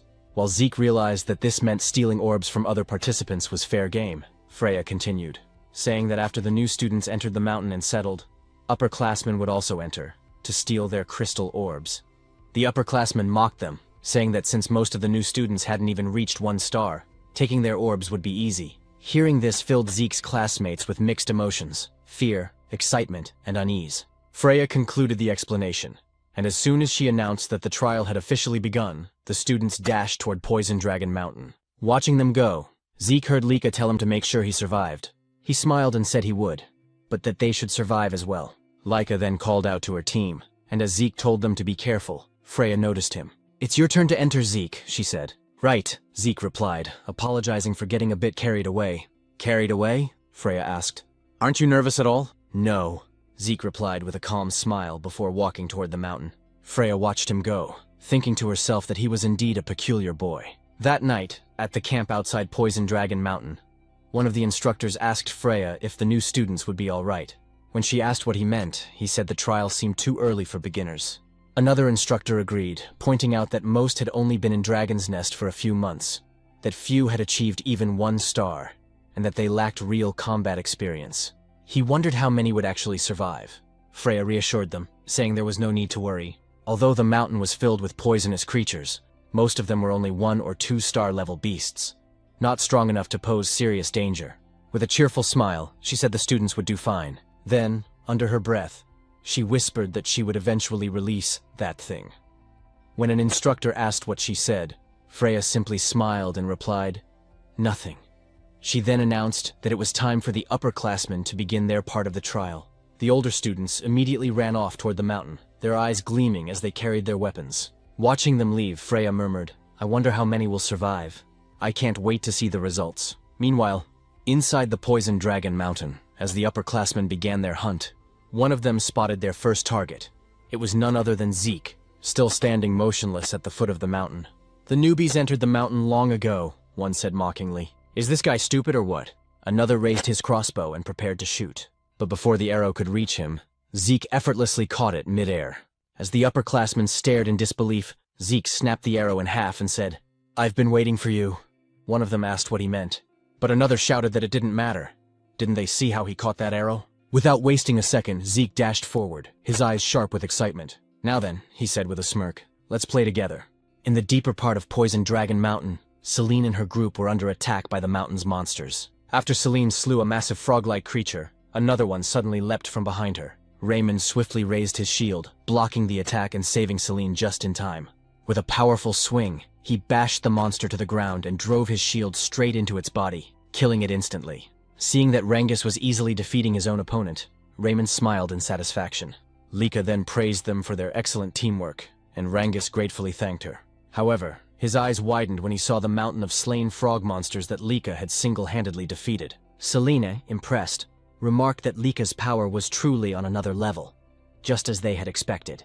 Raymond agreed, saying that while they were busy fighting a few monsters, Lika had already wiped out most of them by herself.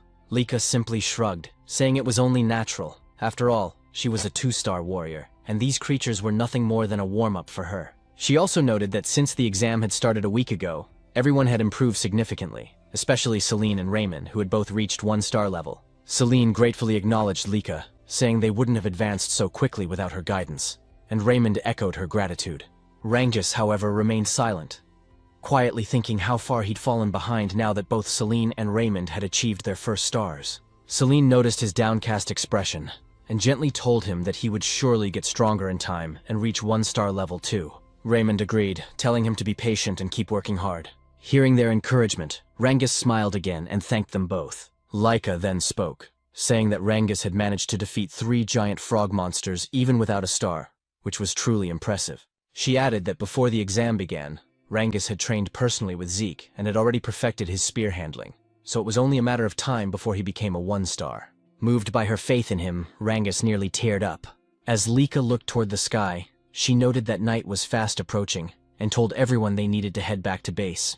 Celine agreed, warning that Poison Dragon Mountain was far too dangerous after dark. While they were on their way back, Lika suddenly stopped. Rangus immediately asked what was wrong, but Lika didn't answer. Her expression darkened as she stared ahead, and demanded to know what a certain student was doing near their base. A moment later, a figure emerged from the tall grass. Rangus and the others were startled, and Celine and Raymond instinctively drew their weapons. The student stepped out with a smirk, holding his weapon loosely as he said he hadn't expected Lika to notice him so soon. Lika immediately recognized him as one of the upperclassmen and asked if he had come to steal their crystal. When he confirmed it, she realized that at last, an upperclassman had decided to attack their group, and this one was a 2-star. The upperclassmen grinned, saying that their current exam required them to steal the crystals from first years, though he hadn't expected his first target to be none other than Lady Lika's group. Lika asked if he still planned to stay even after realizing whose base he had invaded. She warned him that a single upperclassman wouldn't stand a chance against her team. But the upperclassman's grin widened as his expression turned menacing. "Who said I was alone?" he replied. From the grass behind him emerged 3 more upperclassmen, all 1-star level. Their leader sneered, saying that even Lady Lika would have trouble fighting them since her teammates were nothing but burdens. Drawing his sword, he shouted for them to surrender and hand over their crystal orbs. He then charged at Lika with a powerful attack, but she evaded effortlessly and ordered Celine and the others to maintain their battle formation while she handled him. Meanwhile, Rangis, still without a star, struggled to defend against the attacks of his opponent. The upperclassman taunted him, saying it would be better to surrender and hand over his crystal. Rangis hesitated, unsure of what to do, until he remembered a conversation he once had with Zeke. Back then, Rangis had asked Zeke if there was any way for someone weaker, like him, to defeat stronger opponents. He admitted he was still starless, and worried that if stronger enemies appeared, he'd only drag his team down. Zeke's reply had shocked him. "Then you should surrender." Zeke explained that if the opponent was far stronger, 3-star or 4-star, then surrendering was the only logical choice, since a starless person could never hope to win. However, he added that if Rangis ever faced an opponent around 1-star level, there was still a chance. When Rangis asked how, Zeke simply said, "It's nothing unusual. You just have to exploit an opening." "An opening?" Rangis had asked, confused. "Exactly," Zeke replied. "If you can find and exploit an opening in your opponent's defense, you can defeat them, even if they're a 2-star. When Rangis asked how he was supposed to find such an opening, Zeke's answer was simple. Endure. Keep enduring until your opponent shows one. Rangis had been doubtful, but Zeke continued. There's no other way. You can't force an opening against someone stronger. You can only endure until they make a mistake. If you can't even do that, then defeating someone stronger will always be a fantasy for you. Zeke added, if your opponent is someone special like Lika, then you won't last long. But against an ordinary 2-star, you should be fine. He then told Rangis that confidence in his own strength was crucial, and gave him one last piece of advice. Don't overthink it. Don't think about how to create an opening, or the difference in power. Just wait patiently, and when it appears, thrust your spear straight into it. Now, in the midst of battle, Rangis clenched his fists as Zeke's words echoed in his mind. Since he was weaker, he had no choice but to endure every attack and wait for the right moment. The upperclassman grew more and more frustrated as Rangis continued to withstand his blows. Just fall down already, he shouted in anger, unleashing a powerful strike. But in that instant, Rangis saw it, the opening Zeke had spoken of. Without hesitation, he gathered all his strength and thrust his spear straight into his opponent's body. The upperclassman coughed up, collapsed, losing consciousness instantly. As he fell, a radiant light glowed on Rangis's chest, the mark of his newly awakened 1-star. Lika noticed immediately, surprised yet proud that Rangis had taken down his opponent. Meanwhile, the leader of the upperclassmen was in disbelief, unable to understand why Lika's power felt so overwhelming despite them both being 2-star level. Lika realized that ever since mastering the axe arts technique Zeke had recommended, she had learned to channel greater force and energy into her great sword, which explained the vast difference in power. She told her opponent that it was his misfortune to have chosen her group as a target. Then, summoning golden lightning around her sword, she declared, "This battle ends here." Her blade struck with blinding force, and the enemy leader fell unconscious. After ensuring the enemies were defeated, Lika rushed back to her team and asked if everyone was safe. Once confirmed, the group cheered in relief. They had just won their first battle against upperclassmen. Celine and Raymond congratulated Rangis on reaching 1-star level, and Rangis thanked them with a bright smile. Lika looked at her team proudly, realizing that now all of her members had finally manifested their first stars. With that, she said that the next battles ahead would be much easier. Then, with a thoughtful expression, she wondered aloud how Zeke was doing. Meanwhile, elsewhere in Poison Dragon Mountain, a terrified upperclassman was running for his life. Tears streamed down his face as he muttered repeatedly, "Please don't come here. Zeke, don't come here!" He cursed under his breath, trembling in fear, asking himself just what kind of monster that boy named Zeke really was. Moments later, the upperclassmen were running frantically, shouting for help, hoping and praying that Zeke would not follow them. As Zeke dragged along one of the upperclassmen he had just defeated, the others cursed in fear and confusion, asking what kind of monster or demon he was. Holding the corpse of a giant snake beast in one hand, Zeke grinned and mockingly asked what their problem was, wondering aloud if no one else wanted to play with him. The upperclassmen, now completely terrified, called him insane as they continued to flee. Some questioned why a lower-classman like Zeke was the one hunting them down when it should be the other way around. That the upperclassmen were supposed to be the hunters, not the hunted. Suddenly, one of the fleeing upperclassmen tripped and fell. As he struggled to get back on his feet, he froze. The moment he lifted his head, Zeke was already standing right in front of him. With his crimson eyes faintly glowing, Zeke sighed and said he was getting tired of chasing him. He reached out his hand, offering to help the upperclassman stand up, but calmly added that once he did, he would have to fight him. The upperclassman's eyes widened in pure horror before his body went limp, and he collapsed unconscious on the ground. Zeke tilted his head in confusion, muttering to himself and wondering what just happened to the man. He looked around and asked out loud what was going on with the upperclassmen, questioning why they had suddenly become so defensive and cowardly. Calling them pathetic, he mocked how aggressive they were the first time they saw him, only to end up running away in fear. He then smirked and shouted for the others not to leave him behind. Just then, Zeke felt a faint presence nearby. Turning toward his side, he asked whoever was watching him why they didn't come closer if they wanted a better look. When he received no reply, Zeke chuckled and said that since the observer was still watching without interfering, it must mean there was nothing wrong with what he was doing. With that, he said he would stop holding back and continue his little game with the upperclassmen. From the direction where Zeke had sensed the presence, a man emerged. It was one of the overseers monitoring the examination.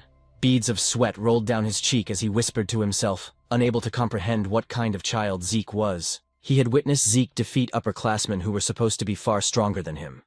And even more astonishingly, Zeke had sensed his hidden presence. Realizing the gravity of what he had just seen, the overseer decided he had to report everything immediately. Meanwhile, at the camp outside Poison Dragon Mountain, Freya was taken aback when several observers arrived to make their report. According to them, it had been 1 week since the examination began. At present, 30% of the lower classmen had already dropped out, while the remaining ones were gradually adapting to both their environment and the dangers of Poison Dragon Mountain.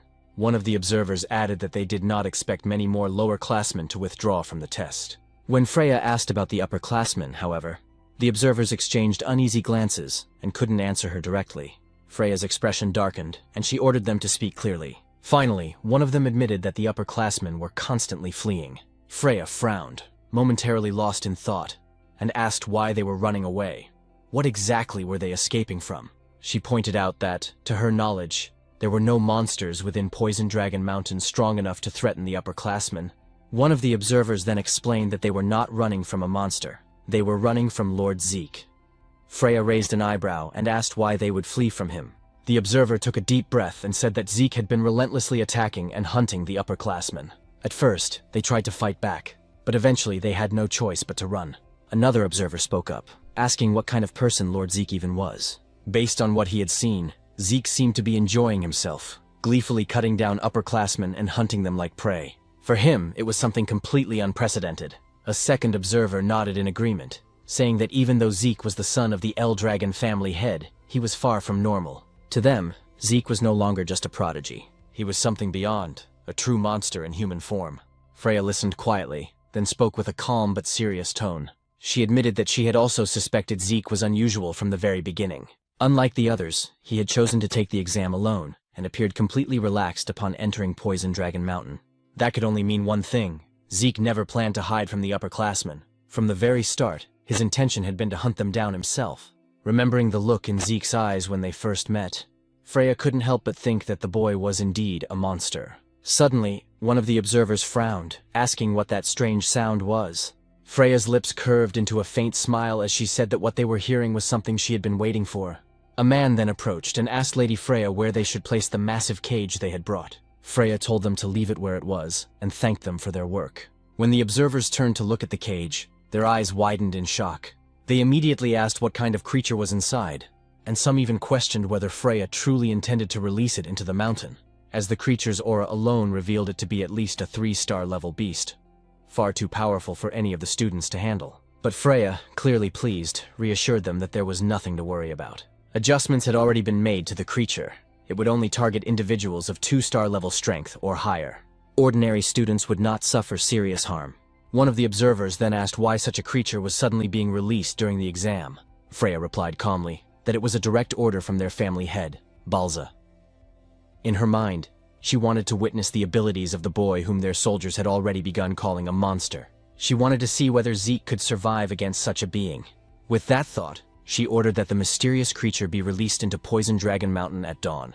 The next morning, deep within Poison Dragon Mountain, Rangus and his team suddenly stopped in their tracks as the ground trembled violently beneath them. Lika frowned, saying she had a bad feeling about the tremor. Raymond wondered if perhaps the upperclassmen had caused it, but Rangus shook his head, saying it was most likely the work of a beast, probably a massive anger boar. Still, Lika couldn't shake off her unease and said that something about it felt different. A moment later, a second, stronger quake shook the mountain. As a giant tree began to fall toward them, Lika's instincts kicked in. She shouted for everyone to move, and the group jumped aside just in time as the enormous trunk crashed down where they had been standing seconds earlier. When they turned around, Lika froze in disbelief. Celine gasped and asked what kind of creature it was, while Rangus's face went pale and sweat dripped down his temples. In a trembling voice, he said they needed to run immediately, because standing before them was a colossal golem.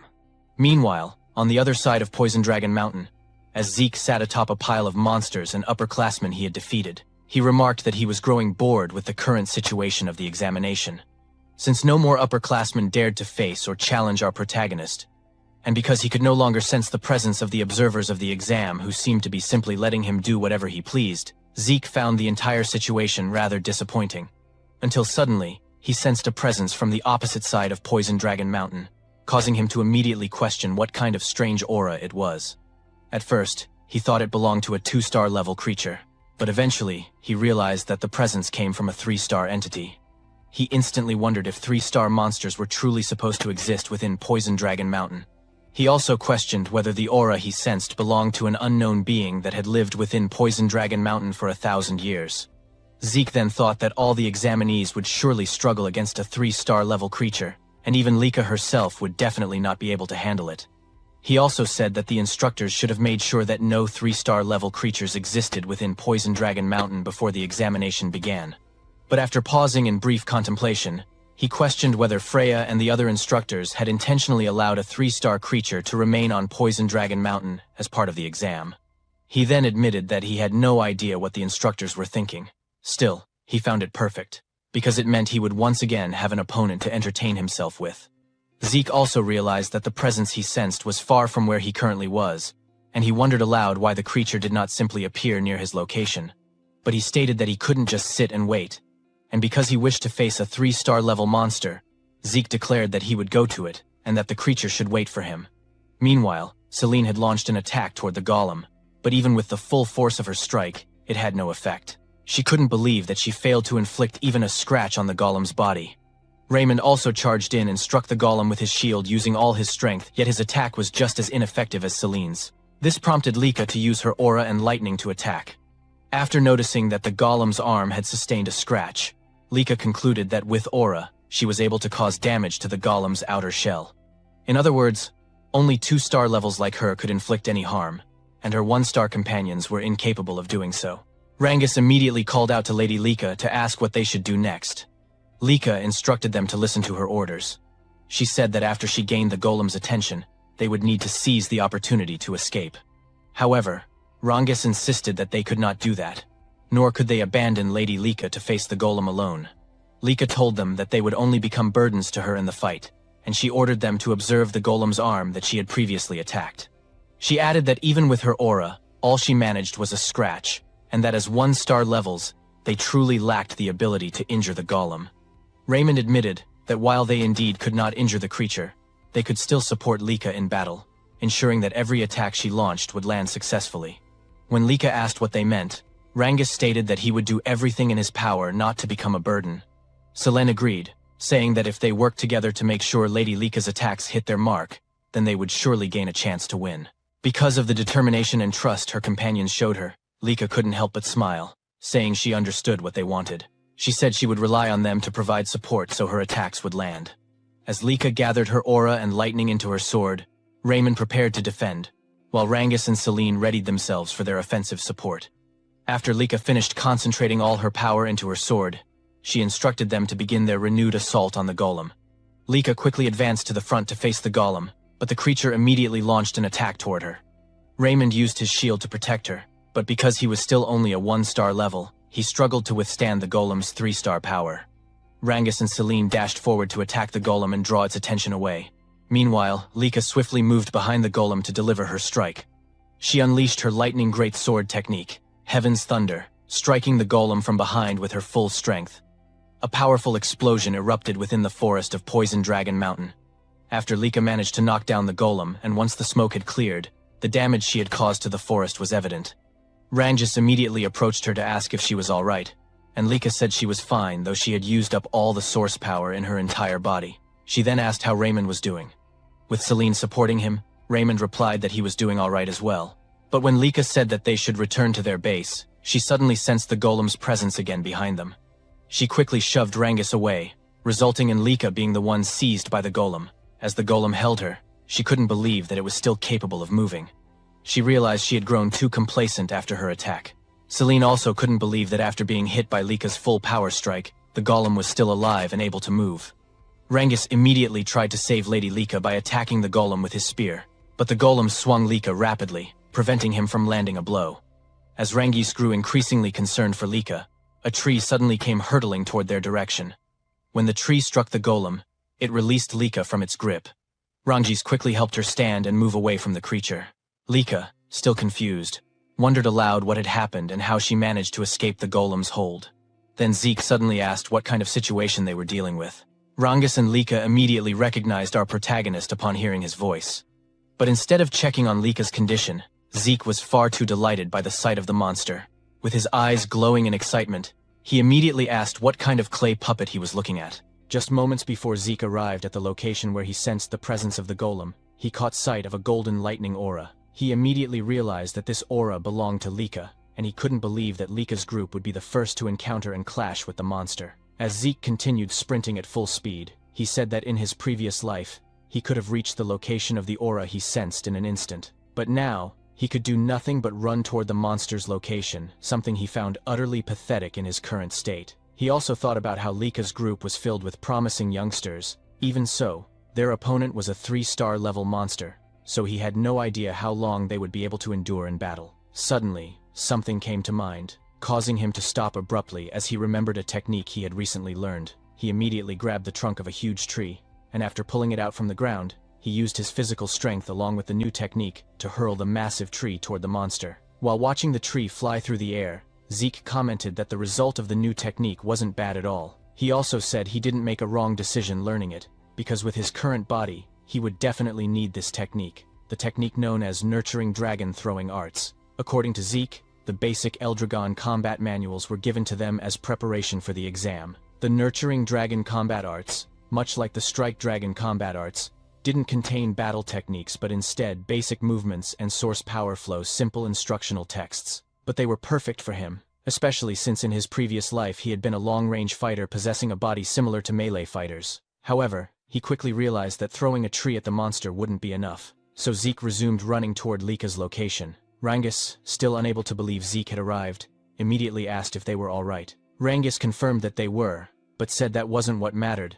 They had a bigger problem, the golem they were fighting. Zeke's eyes glimmered as he repeated the word golem, saying so that's what the creature was called. He also said the creature was strange because he could sense its presence, yet he couldn't detect any life force within it. As the golem rose again, it immediately launched an attack toward Zeke, prompting Lika to shout an alarm, with Rangus warning that the golem was extremely dangerous. But even though the golem unleashed a powerful attack, Zeke casually caught its fist with one hand, remarking that the creature was indeed tough. Because of the golem's hardness, Zeke quickly realized that he needed to use aura in order to gradually break through its defenses. With a swing of his arm as he pushed away the golem's fist, he commented that fighting and defeating the golem using normal methods would be too boring. Lika, exasperated, said that Zeke was always too reckless, while Rangus couldn't believe that Zeke actually found the golem boring to fight, considering their group had nearly died and struggled greatly against it. When the golem prepared to attack Zeke again, he immediately noted that because of its large size, the creature was definitely dangerous. Even so, he didn't hesitate to raise his arms and block the attack head-on, resulting in a powerful impact that shook the area. While defending himself, Zeke stated that the place was too dangerous, so they needed to move away. Lika's group immediately obeyed Zeke's order and hurriedly evacuated the battlefield. Once they were far enough, Zeke gathered momentum and threw the golem with tremendous force. As the creature crashed away, he remarked that its outer shell truly was extremely durable. While gathering aura into his fist and rushing forward, Zeke said he wanted to know if the inside of the golem's body was as tough as its outer shell. After leaping into the air, he declared that it was time to find out whether its interior was just as hard. He then activated the first form of the Dragon Destruction Combat Arts Burst World, striking the monster and causing a massive explosion upon impact. In Zeke's mind, instead of dragging out the battle by slowly breaking through the golem's defenses, it was better to use Burst World to inject source power into the monster's body and destroy it from within. After confirming that his plan and attack worked, Zeke was overjoyed, saying that fighting this way made the battle far more enjoyable. Meanwhile, 1 month later, at the Eldragon State main building, Zeke was irritated as he questioned why he had been summoned and had his training interrupted. It was then explained that the 1-month exam at Poison Dragon Mountain had concluded safely. After the 3-star golem attack, no other serious incidents had occurred. The number of 7-year-old class members had dropped to 30% from the beginning, due to the harsh environment of Poison Dragon Mountain, but because they were exposed to constant danger and the brink of death, the remaining 30% of the 7-year-old class achieved good results and reached 1-star level. And after the exam ended, Zeke was directly summoned by Balza Eldragon of the Eldragon family. As they walked through one of the hallways in the main estate, Zeke asked what the family head wanted from him. Freya was displeased that Zeke referred to the family head simply as head, so she requested that he address the family head as Master Head, although Zeke argued that it was practically the same. In Freya's mind, the reason for the summons was already obvious, but she still explained that Zeke was called because of his behavior and actions during the exam, and that he had brought this upon himself. When Zeke asked if it was truly because of his behavior, Freya immediately confirmed it. She said that the purpose of the upperclassmen exam was for them to attack the lowerclassmen and steal their crystal orbs. But Zeke, a lowerclassman, did the opposite by attacking the upperclassmen, something they never expected. Freya added that because of Zeke, not a single upperclassman managed to steal a crystal orb from any lowerclassman, and so the upperclassmen had to retake the exam. Zeke argued that attacking upperclassmen wasn't forbidden, but Freya replied that no one would ever expect a lowerclassman to muster the courage to attack an upperclassman. Freya could only sigh, and as she turned away, she told him that his awful attitude needed to be corrected before he faced the Master Head. Once again, Freya reminded Zeke to fix his attitude and the way he spoke in front of the Master Head, especially when speaking directly to him. However, Zeke simply asked why, and Freya replied that even though he was still young, his terrible attitude could get him killed. She said she did not want to witness him being executed by his own father just because of his behavior. Zeke, on the other hand, only commented that if that were the case, then Balza was apparently quite violent. After they reached the door, Freya knocked immediately, and after addressing Balza as Master Head, introduced herself as a member of the Black Dragon Corps, Freya Winkik, and stated that they had come in response to the Master Head's summons. Balza then spoke in a serious tone, telling them that they may enter. After Freya opened the door and they stepped into the room, she immediately stated that she had brought Zeke according to the Master Head's orders. While Balza was still writing, he suddenly looked up at Zeke and seriously asked him why he had attacked the upperclassmen during the examination. Zeke fell silent for a moment, then said that everyone kept asking him the same repeated questions, so instead of answering, he decided to ask his father whether he was not allowed to attack the upperclassmen during the exam. When Balza asked what he meant by that, Zeke explained that the condition for passing the test was to survive in Poison Dragon Mountain for 1 month and keep their crystal orbs safe, and aside from that he had not heard of any other rules. Therefore, he simply followed the rules of the exam and used his time in whatever way he wanted while the test was ongoing. He added that if there were any prohibited actions during the exam, they should have stated them clearly before the test even began. Upon hearing Zeke's words, Freya felt intense fear and anxiety, and she immediately shouted, demanding to know what he was saying and why he was speaking like that in front of the Master Head. At that moment, Balza's eyes suddenly narrowed as he released his terrifying dragon aura, and because of the pressure from it, Freya collapsed to her knees, thinking that the Master Head's aura was so strong that it could kill Zeke. Contrary to her expectations, however, the protagonist remained standing, and Balza's pressure had no effect on him. On top of that, Zeke even told Balza to stop trying to intimidate him, because it was becoming extremely annoying, causing Balza's expression to darken in both shock and irritation. While Freya was still kneeling, Zeke asked if Balza had really summoned him just to ask such meaningless questions. Balza then asked how Zeke had done it, but Zeke did not understand the question and inquired what he was talking about. Balza stated that according to the reports, Zeke had not only defeated the upperclassmen, but had even brought down a 3-star golem, and he also asked how Zeke was able to remain standing and calm in front of him after he released such intense pressure. He then seriously demanded to know how someone like Zeke, a mere child born out of wedlock, had obtained such incomprehensible strength and power. Zeke simply asked if Balza really wanted to know the reason for his strength, and said it was very simple, the only reason being that he was Zeke, which caused Balza to furrow his brows in frustration, while Zeke's gaze sharpened as he stood by his arrogant answer. After a moment of silent staring between them, Balza finally said that Zeke's personality really was as terrible as the reports claimed, yet he would still reward him for defeating the golem. Balza told him that he could choose what he wanted. Either take any single item from the dragon treasury, or gain access to the second floor of the dragon hall, which made Freya silently question what was happening, and why Balza was actually rewarding him. According to Freya, both the dragon hall and the dragon treasury were repositories of rare items collected by the Eldragon family for more than 1,000 years, beginning with the patriarch Gilfas Eldragon.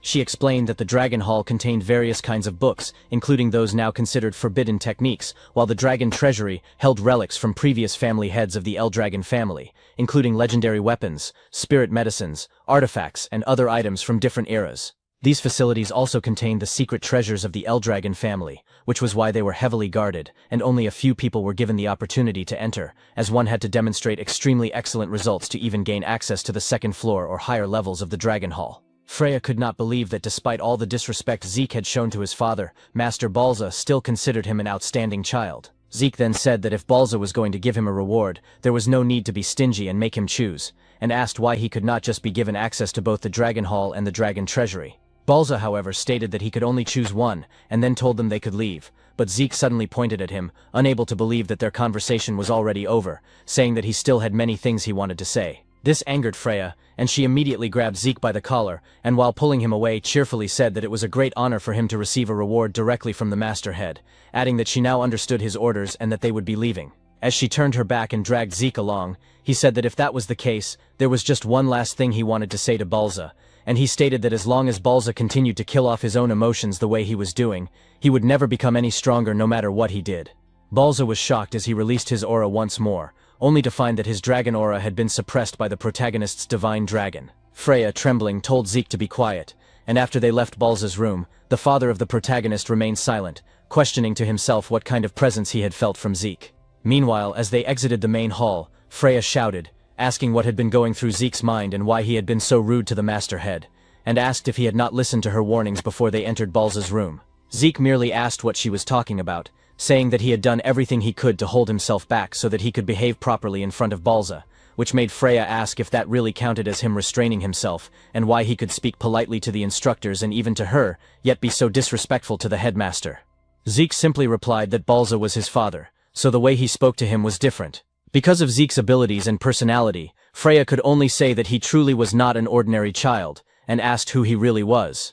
Zeke, however, asked if she was seriously questioning who he was, and as he always said, he was Zeke, which left Freya speechless. In her mind, all of them had drunk ancient dragon blood as infants, and they had no ability to defy the Master Head, because Balza possessed the power of the Dragon King, a superior species among all ancient dragons, and even Zeke should not have been able to oppose him. That was why she wondered what kind of child Zeke truly was, someone who could stand calmly in front of the Master Head. When Freya fell silent, Zeke asked if there was a problem, but she replied that there was none, while thinking that she needed to thoroughly investigate Zeke's birth records. She then asked which reward Zeke would choose, once again explaining that he could either enter the Dragon Hall up to the second floor, or enter the Dragon Treasury to take any item he wanted, but he could only choose one. When Zeke asked if he could have both, Freya said no, so he had no choice but to select the Dragon Hall, as it contained knowledge.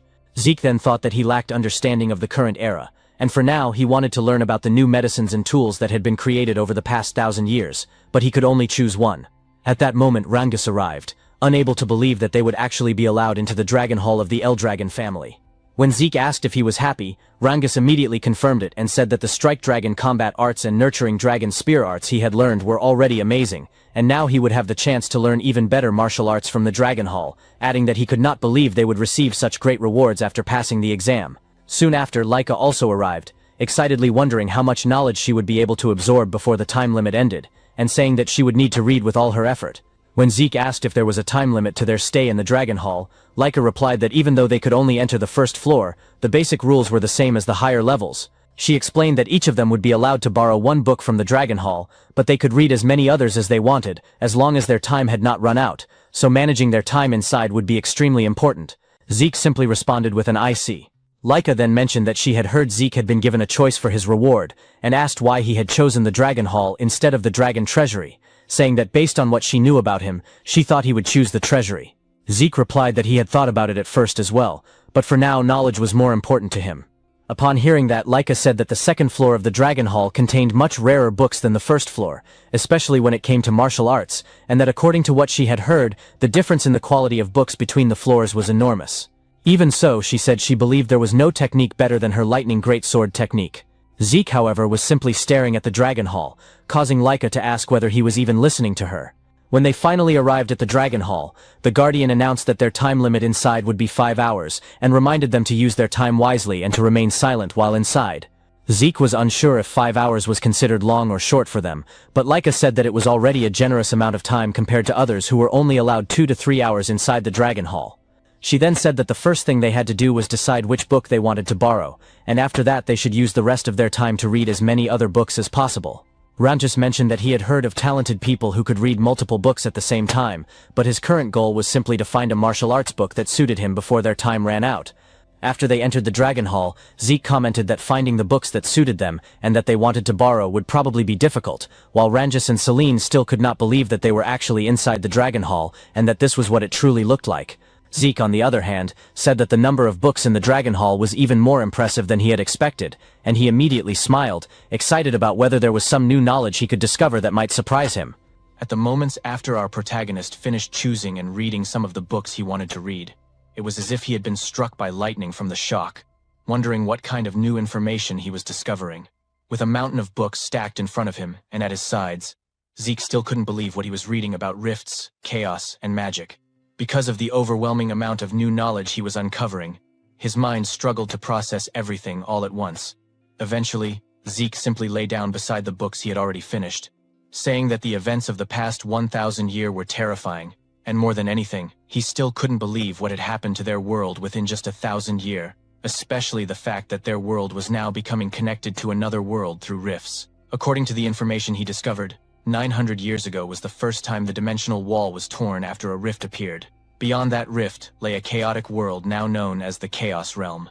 In the Chaos Realm, monsters known as Chaos roamed freely, and there were also humans in that world who possessed powerful source power and continued to fight these Chaos. After the Eldragon family learned about the existence of these people, they cooperated with them to fight against the Chaos. Through the bond formed in war and their continuous battles against the Chaos, 4 powerful female warriors from the other world eventually married into the Eldragon family. They were Typona, Fafnield, Levias, and Bahamut, founders of the 4 great Eldragon branch families that still exist to this day. Zeke's thoughts then drifted back to the anger boar he killed in the forest, the one covered in a strange black mist, as well as the lightning aura he recently saw from Lika. He admitted to himself that he truly knew nothing about any of those things, because both the strange black mist from the anger boar and Lika's lightning aura originated from the other world.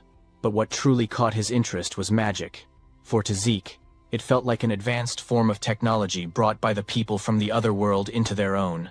His eyes shone with excitement as he wondered where the books on magic might be, questioning why he couldn't find a single book that could teach him magic. Normally, such books would be placed near the history section, but then Zeke was startled when he suddenly heard a voice telling him to be quiet while inside the Dragon Hall. When he turned around, he noticed a golden aura in the darker area of the hall, and immediately wondered how it was possible for him to hear a voice, even though he sensed no presence. He also questioned whether it was truly just a voice, or if this was what they called magic, a technique capable of transmitting sound alone. As he looked up at the ceiling of the Dragon Hall, Zeke confirmed he still couldn't sense any presence aside from the source power he saw earlier. Then suddenly, the books in front of him moved. When the books floated into the air, Zeke was completely shocked and cried out in surprise, asking what was happening. But his eyes gleamed again when he realized something: the use of source power threads to manipulate objects and books. Excited, Zeke exclaimed how interesting that technique was. But when the mysterious voice once again told him to be quiet, Zeke grabbed one of the books mid-air, asking how he was supposed to stay quiet in front of something so fascinating, and demanded that the source of the voice show itself to him properly instead. However, the cloaked figure sitting on the upper floor of the Dragon Hall remained silent. After using their source power threads again, Zeke immediately froze when he realized his entire body was now bound. In the next instant, the mysterious cloaked figure threw him down to the first floor, saying that his time inside the Dragon Hall was over. After tossing him out of the hall's doors, Zeke tumbled across the ground and stabilized himself before landing properly. saying he had discovered yet another thing he didn't understand. As he stood up, he wasn't sure whether he was angry or simply excited by this new discovery, demanding that the cloaked figure show him clearly how the source power thread was used. But before he could continue, Rangus arrived, full of confusion, immediately asking Zeke what happened. Lika followed, asking what he had done inside the Dragon Hall for him to be forcibly thrown out. Zeke simply said he got a little too excited, then asked how things went for them if they found the books and techniques they wanted. Rangus confirmed this and said he borrowed a martial arts book called Cloud Water Spear Arts, adding that he thought he had learned a few simple techniques while inside. Celine said she also learned some techniques, and in addition, borrowed a martial arts book called Windflower Sword Arts. Reynald said he learned about the L-Dragon-style Guardian Sword Arts inside, and the book he borrowed was also L-Dragon-style, specifically about Guardian Shield Arts. Zeke greeted them awkwardly, thinking to himself that all the techniques they borrowed were ones he created in his past life as mere pastimes. When Zeke asked which book Lika chose, she happily said she picked the Heavy Wave Great Sword Arts, created by the first patriarch of the L-Dragon family, Gilphus L-Dragon. In the present time, it was known as the Heavy Wave Great Sword Arts revised and improved version by their 15th family head. She added that she also possessed their family's hereditary martial arts, so she could use the book for research.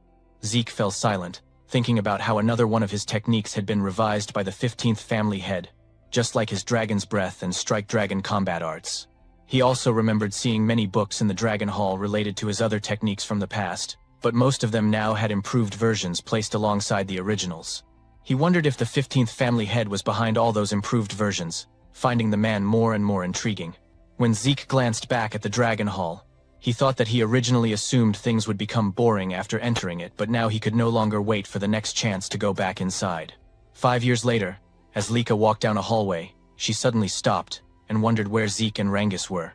Just then, their classmates arrived and greeted Lady Lika, informing her that Lord Zeke and the others were currently at the training ground practicing. Again? Lika Typhona muttered before thanking her classmates. She was now 12 years old. When she arrived at the training ground, she immediately saw Rangus, Reynald, and Celine preparing to attack our protagonist Zeke, who was now also 12 years old. Meanwhile, in Balza's office, he received a report about the appearance of a special rift. When he asked the person on the other end whether the report was truly reliable, it was immediately confirmed. The man reporting was Ein, captain of the Black Dragon Corps, who stated that according to their investigation, there was roughly an 80% chance that water magic existed inside this newly appeared special rift. Balza responded that the location where the rift had appeared was an extremely troublesome spot, and he questioned why, out of all the places within their territory, the special rift had manifested there. Still, they could not afford to ignore it, as there was a high probability that magic water existed inside the rift. According to Balza, anyone who drinks magic water becomes a mage, because those who consume it gain a special constitution that allows them to convert source power into a different force known as mana. He further explained that the emergence of mana-based magic introduced entirely new techniques to the world, and at the same time sparked fierce territorial struggles over the sources of magic water, known as magic springs. In this age of magic, the number of mages directly determines a house's military strength. However, within Eldragon territory, not a single magic spring existed. For a house like the L-Dragon family, which possessed no magic springs, there was only one way to obtain magic water: conquering special rifts. At present, the number of Eldragon mages was extremely small, and including Balza himself, all of them were hardened veterans who had obtained magic water through special rift conquests. Even so, in terms of sheer numbers, they were being overwhelmed by other houses that owned magic springs. For this reason, conquering special rifts was Eldragon's top priority mission. However, as Ein had reported, the location where the special rift appeared, the abundant dragon forest, was far too troublesome. There had even been a small border skirmish in the surrounding region just the other day. The abundant dragon forest was a vast woodland that lay mostly within L-Dragon territory, but part of it stretched into the lands of another house. Those who claimed broader ownership of the forest and referred to it as the Great Abundant Forest were the Kerberos family. Ein added that the rift itself was certainly within Eldragon lands, but considering its scale and position, the special domain formed around it might extend into Kerberos territory. Knowing those mongrels, there was a high chance they would swarm toward it. Balza remarked that their noses were the only thing they were good for, and in any case, they would detect the special rift sooner or later. Thus, the L-Dragon family had to prepare with a struggle against them in mind. Since it was a special rift, both sides would have limited options, but they needed to act before the Kerberos family caught on. With that decided, Balza immediately instructed Ein to inform all dragons' nests at once, and announced that a selection exam would be held as soon as possible. Meanwhile, at the training grounds, Lika commented that Rongis and the others really went all out every time they trained with Zeke. In the middle of it all, Zeke remained calm as he waited for their attacks. As the three of them attacked Zeke simultaneously from different directions, Zeke's expression darkened as he strengthened his body and accepted all of their blows at once.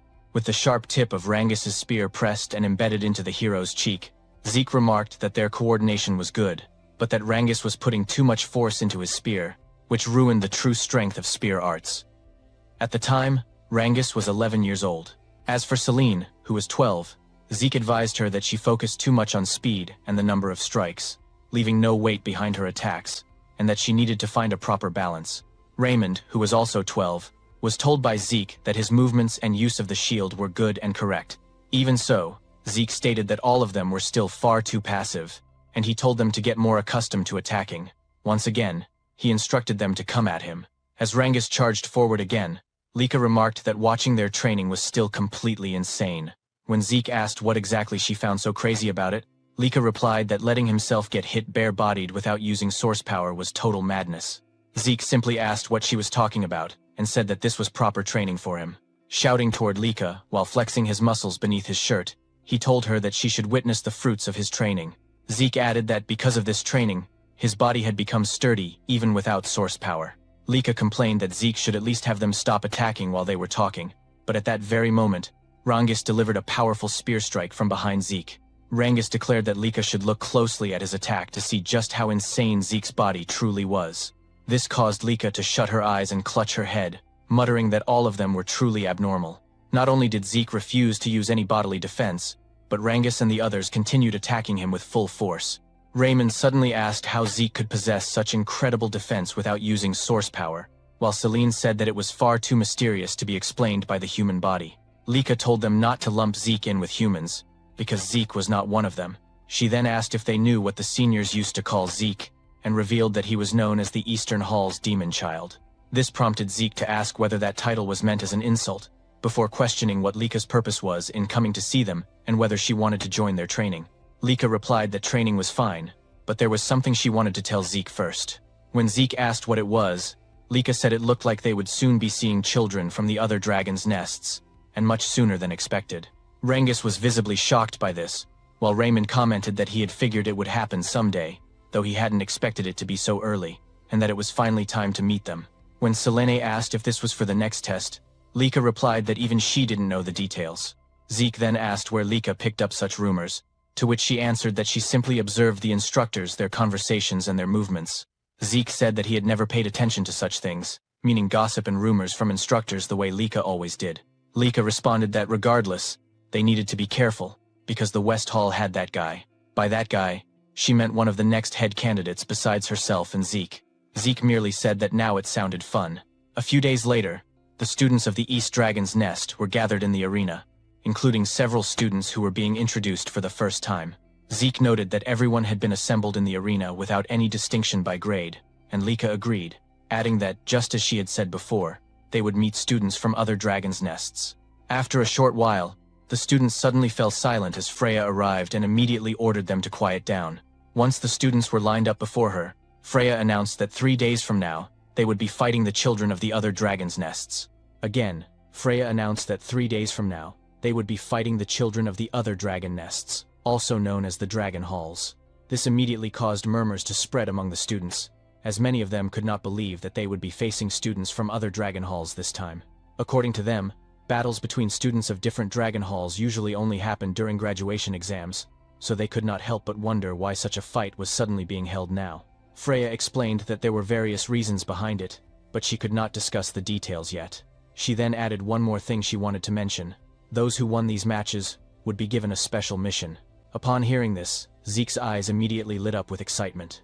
He began to wonder if the special mission Freya mentioned would be worth fighting for, and in his mind, the situation was becoming more and more interesting. Freya then told the students that the matches would be elimination style, with 7 participants selected from each of the East, West, South, and North Halls. She also said that the students themselves would decide who would compete, and that the selection had to be finished today. One of the upperclassmen asked Freya if those 7 fighters would be chosen only from among the upperclassmen. In response, Freya simply asked him what he thought was the reason she had gathered every student of their hall there, then stated that participants would be selected from all grades. This caused several upperclassmen to look slightly shocked, and they immediately began questioning what the lowerclassmen could possibly do against students from the other dragon halls. According to them, there was not a single lowerclassman capable of fighting on equal footing with the upperclassmen, as all lowerclassmen were weak beings. However, before leaving, Freya bluntly stated that she did not care either way, and that they should decide everything among themselves today. As soon as Freya left, one of the upperclassmen named Rick suddenly shouted, telling all the lowerclassmen to listen to him. He declared that the 7 fighters would be chosen from among the upperclassmen, and asked if any lowerclassmen had a problem with what he said. Lika immediately shouted back, saying that she did have a problem with Rick's decision. She stated that it was obvious they should also select from the lowerclassmen, because they had just as much right to participate in the battle. Rick looked at Lika with a mocking smile, and said that she seemed to be under some misunderstanding. What they were discussing, according to him, was everyone's ability. He added that no matter how noble Lika's bloodline was, in a contest of skill, it meant nothing. In response, Lika slowly walked toward Rick as her aura burst forth. As she revealed her 3 stars, she asked him if ability was truly what they were talking about when choosing who would fight the other dragon halls of the Dragon Nest. The upperclassmen were shocked, unable to believe that Lika was already at the 3-star level. Some of them had heard rumors that she was only at 2 stars, so they began questioning how this had happened. Lika merely said that she agreed with Rick's statement that strength and ability should be the basis for choosing who would fight the other dragon halls. She then loudly asked Rick if there were 7 upperclassmen stronger than her, and if not, then they should also select from the lowerclassmen. Enraged and irritated, Rick was unable to answer immediately, and eventually said that the only reason Lady Lika was stronger than the other upperclassmen was because her bloodline was special. Nevertheless, Rick insisted that aside from Lika, there was not a single lowerclassman capable of standing against the upperclassmen, calling them nothing but trash. At that moment, Zeke suddenly told him that he was too noisy. Rick, now furious at the protagonist, asked if Zeke could repeat what he had just said. As requested, Zeke mockingly repeated that Rick was too loud and annoying, causing Rick's anger to flare even further. Zeke then calmly asked Rick if he truly believed that all lowerclassmen were weak beings and nothing but trash in the eyes of the upperclassmen. Rick fell silent in shock as Zeke's expression changed and his aura surged forward. Zeke asked if the upperclassmen would agree to everyone fighting each other until only 7 students remained. This made Lika immediately grab her head, saying that Zeke's suggestion was a huge problem. She also commented that his idea was far too violent. Lika then explained what she was trying to say instead. How about holding preliminaries for those who wanted to participate, allowing anyone who wished to compete in 3 days to join, regardless of grade? She asked the upperclassmen what they thought of her suggestion, adding that if they were confident in their abilities, there should be no problem. Rick agreed to Lika's proposal, even though he thought it would only be a waste of time, as they needed to focus on their training. As the upperclassmen turned away, Rick glanced back at Lika and Zeke. Lika then asked Zeke if he would join the preliminaries, and Zeke immediately confirmed it. He also said that Rangus, Selene, and Raymond should join as well. The 3 were slightly shocked, and Rangus quickly asked if Zeke was serious about making them join the preliminaries and fight the upperclassmen. Zeke confirmed it without hesitation. He said that they had been training with him all this time, and if they could not show the results now, then when would they ever be able to show them? Celine commented that the pressure of fighting upperclassmen was insane, while Raymond simply said that since Zeke had already decided, all they could do was give their best against the upperclassmen in the preliminaries.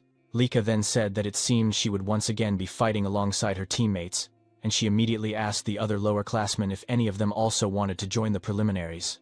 However, the other lowerclassmen were too nervous, whispering among themselves and saying that they had no chance of winning against the upperclassmen, especially since there were 3-star levels among them. Hearing this, Zeke let out a sigh and asked his fellow lowerclassmen why they lacked motivation. He told them that fighting stronger opponents was where they gained the most, and added that for now, he wanted to see the so-called abilities of their upperclassmen. After the upperclassmen took out their weapons, they spoke among themselves, saying that the selfishness of lowerclassmen these days was such a pain. No matter how hard the lowerclassmen tried, there was no way they could win against them. As Rangis and the others gathered together, trembling from the anxiety they felt about facing the upperclassmen, one of the upperclassmen mockingly said that they should go easy on the lowerclassmen. Another upperclassman laughed and agreed, adding that aside from Lady Lika, the lowerclassmen were all like babies, only at 2-star levels. Zeke noticed the reactions of Rangis and the others, so he asked them why they looked so gloomy and whether they were worried about the battle. Rangis immediately confirmed it, saying that their opponents were all 3-star upperclassmen, so it was only natural to feel worried. Zeke then reminded them that they had trained hard with him for the past 5 years and had done well in their training. Because of that, he said, they needed to have more faith in themselves. Celine and Raymond were immediately encouraged by Zeke's words and reminder, while Rangis still could not completely shake off the nervousness he felt about the upcoming fight. Suddenly, one of the upperclassmen shouted, telling them to stop chattering because they were just wasting precious time, and that upperclassmen did not have time to waste on lowerclassmen. He told them to hurry up and start the fight already, saying they would teach the lowerclassmen their proper place. However, in less than a minute, the spectators could not believe what they were witnessing, immediately questioning what was happening and how the lowerclassmen had managed to defeat the upperclassmen so easily. Some of those watching even wondered if the upperclassmen were really this weak this year, but others said it was not that the upperclassmen were weak, rather that the lowerclassmen they faced were simply monsters. Our protagonist wore a wide smile, clearly delighted by the result of the battle, and he immediately praised and congratulated Rangis and the others. In Zeke's mind, Rangis's deflection techniques and his eye for spotting openings had become much sharper. Celine was also handling the multi-strike windflower sword arts very well, and Zeke thought it was impressive how Raymond could smoothly switch between his shield and sword arts. According to Zeke, all of them had shown magnificent results from their training, and at this rate, if they gained confidence through real combat, it would only benefit them further. Zeke also thought that Lika had grown stronger as well, and with her lightning aura, she could defeat her opponents in a single attack. While the other upperclassmen were still in disbelief at the speed and ferocity of the fight they had witnessed, Lika commented that she believed it was only right to defeat her opponent decisively in order to teach them a lesson for their arrogance. However, Rick could not accept the result of the battle. According to him, there was no way 3-star upperclassmen would lose to 2-star lowerclassmen. At that moment, Zeke walked toward him and said that Rick was naive, because even after seeing the results with his own eyes, he was still spouting such nonsense. As Zeke approached Rick, he said that age and the number of stars were merely indicators, because in actual combat, the strong were simply the victors. Zeke added that if the upperclassmen were weak, then they would lose, and that was all there was to it. Rick suddenly pointed his finger at Zeke, shouting and calling him stupid. He insisted that the number of stars was equivalent to power, and asked if Zeke did not even know something so basic. Zeke calmly replied that whether Rick had stars or not, if his heart was destroyed, he would die all the same. Rick fell silent for a moment when Zeke told him not to lose sight of the essence of strength, because in combat, strength was simply whether one could win or not, and nothing more. Rick then shouted again, telling Zeke to shut up and demanding to know who Zeke thought he was. Rick said he was an upperclassman, so a brat like Zeke should not try to twist logic because it would not work on him. He added that he had been going easy on the lowerclassmen because they were just kids, but because of Zeke's words, it was now too late for Zeke to cry later, as he would not hold back anymore. Zeke simply replied that he was already tired of their war of words. He said that children should act like children and move their bodies before their mouths, and since only the two of them were left in the arena, he asked Rick to show the martial arts he had mastered and was so proud of, as well as how much he had trained. This only made Rick boil with rage, shouting at Zeke not to underestimate him. Rick immediately charged forward with his great strength technique, using all his power. However, before Rick's attack could even land, Zeke's eyes suddenly emitted a golden light, and with a single punch to Rick's face, Rick was sent flying across the arena. After that, Zeke even laughed, saying that Rick had indeed trained well. Because of Zeke's remark, the entire audience fell silent, as did Rick, who remained kneeling on the ground. Other students quickly agreed with Lika's comment that Zeke was truly ridiculous for saying Rick had trained well, because before Rick could even show the results of his training at the Dragon's Nest, he had already been defeated by Zeke. Meanwhile, at the West Hall training grounds, students could be seen groaning in pain, clutching various parts of their bodies from the injuries they sustained after the battle. After letting out a deep sigh, one man said that every single one of them was useless. This man was one of the candidates for the next family head, Vanille Fafnilde El Dragon. Soon after, other students arrived, and one of them addressed him as Lord Vanille, reporting that the selection here was already complete. This man, Alan, Vanille's right-hand man, was a 3-star level, and behind him were the other 3-star students who had passed the selection, including Retin, who was only 12 years old.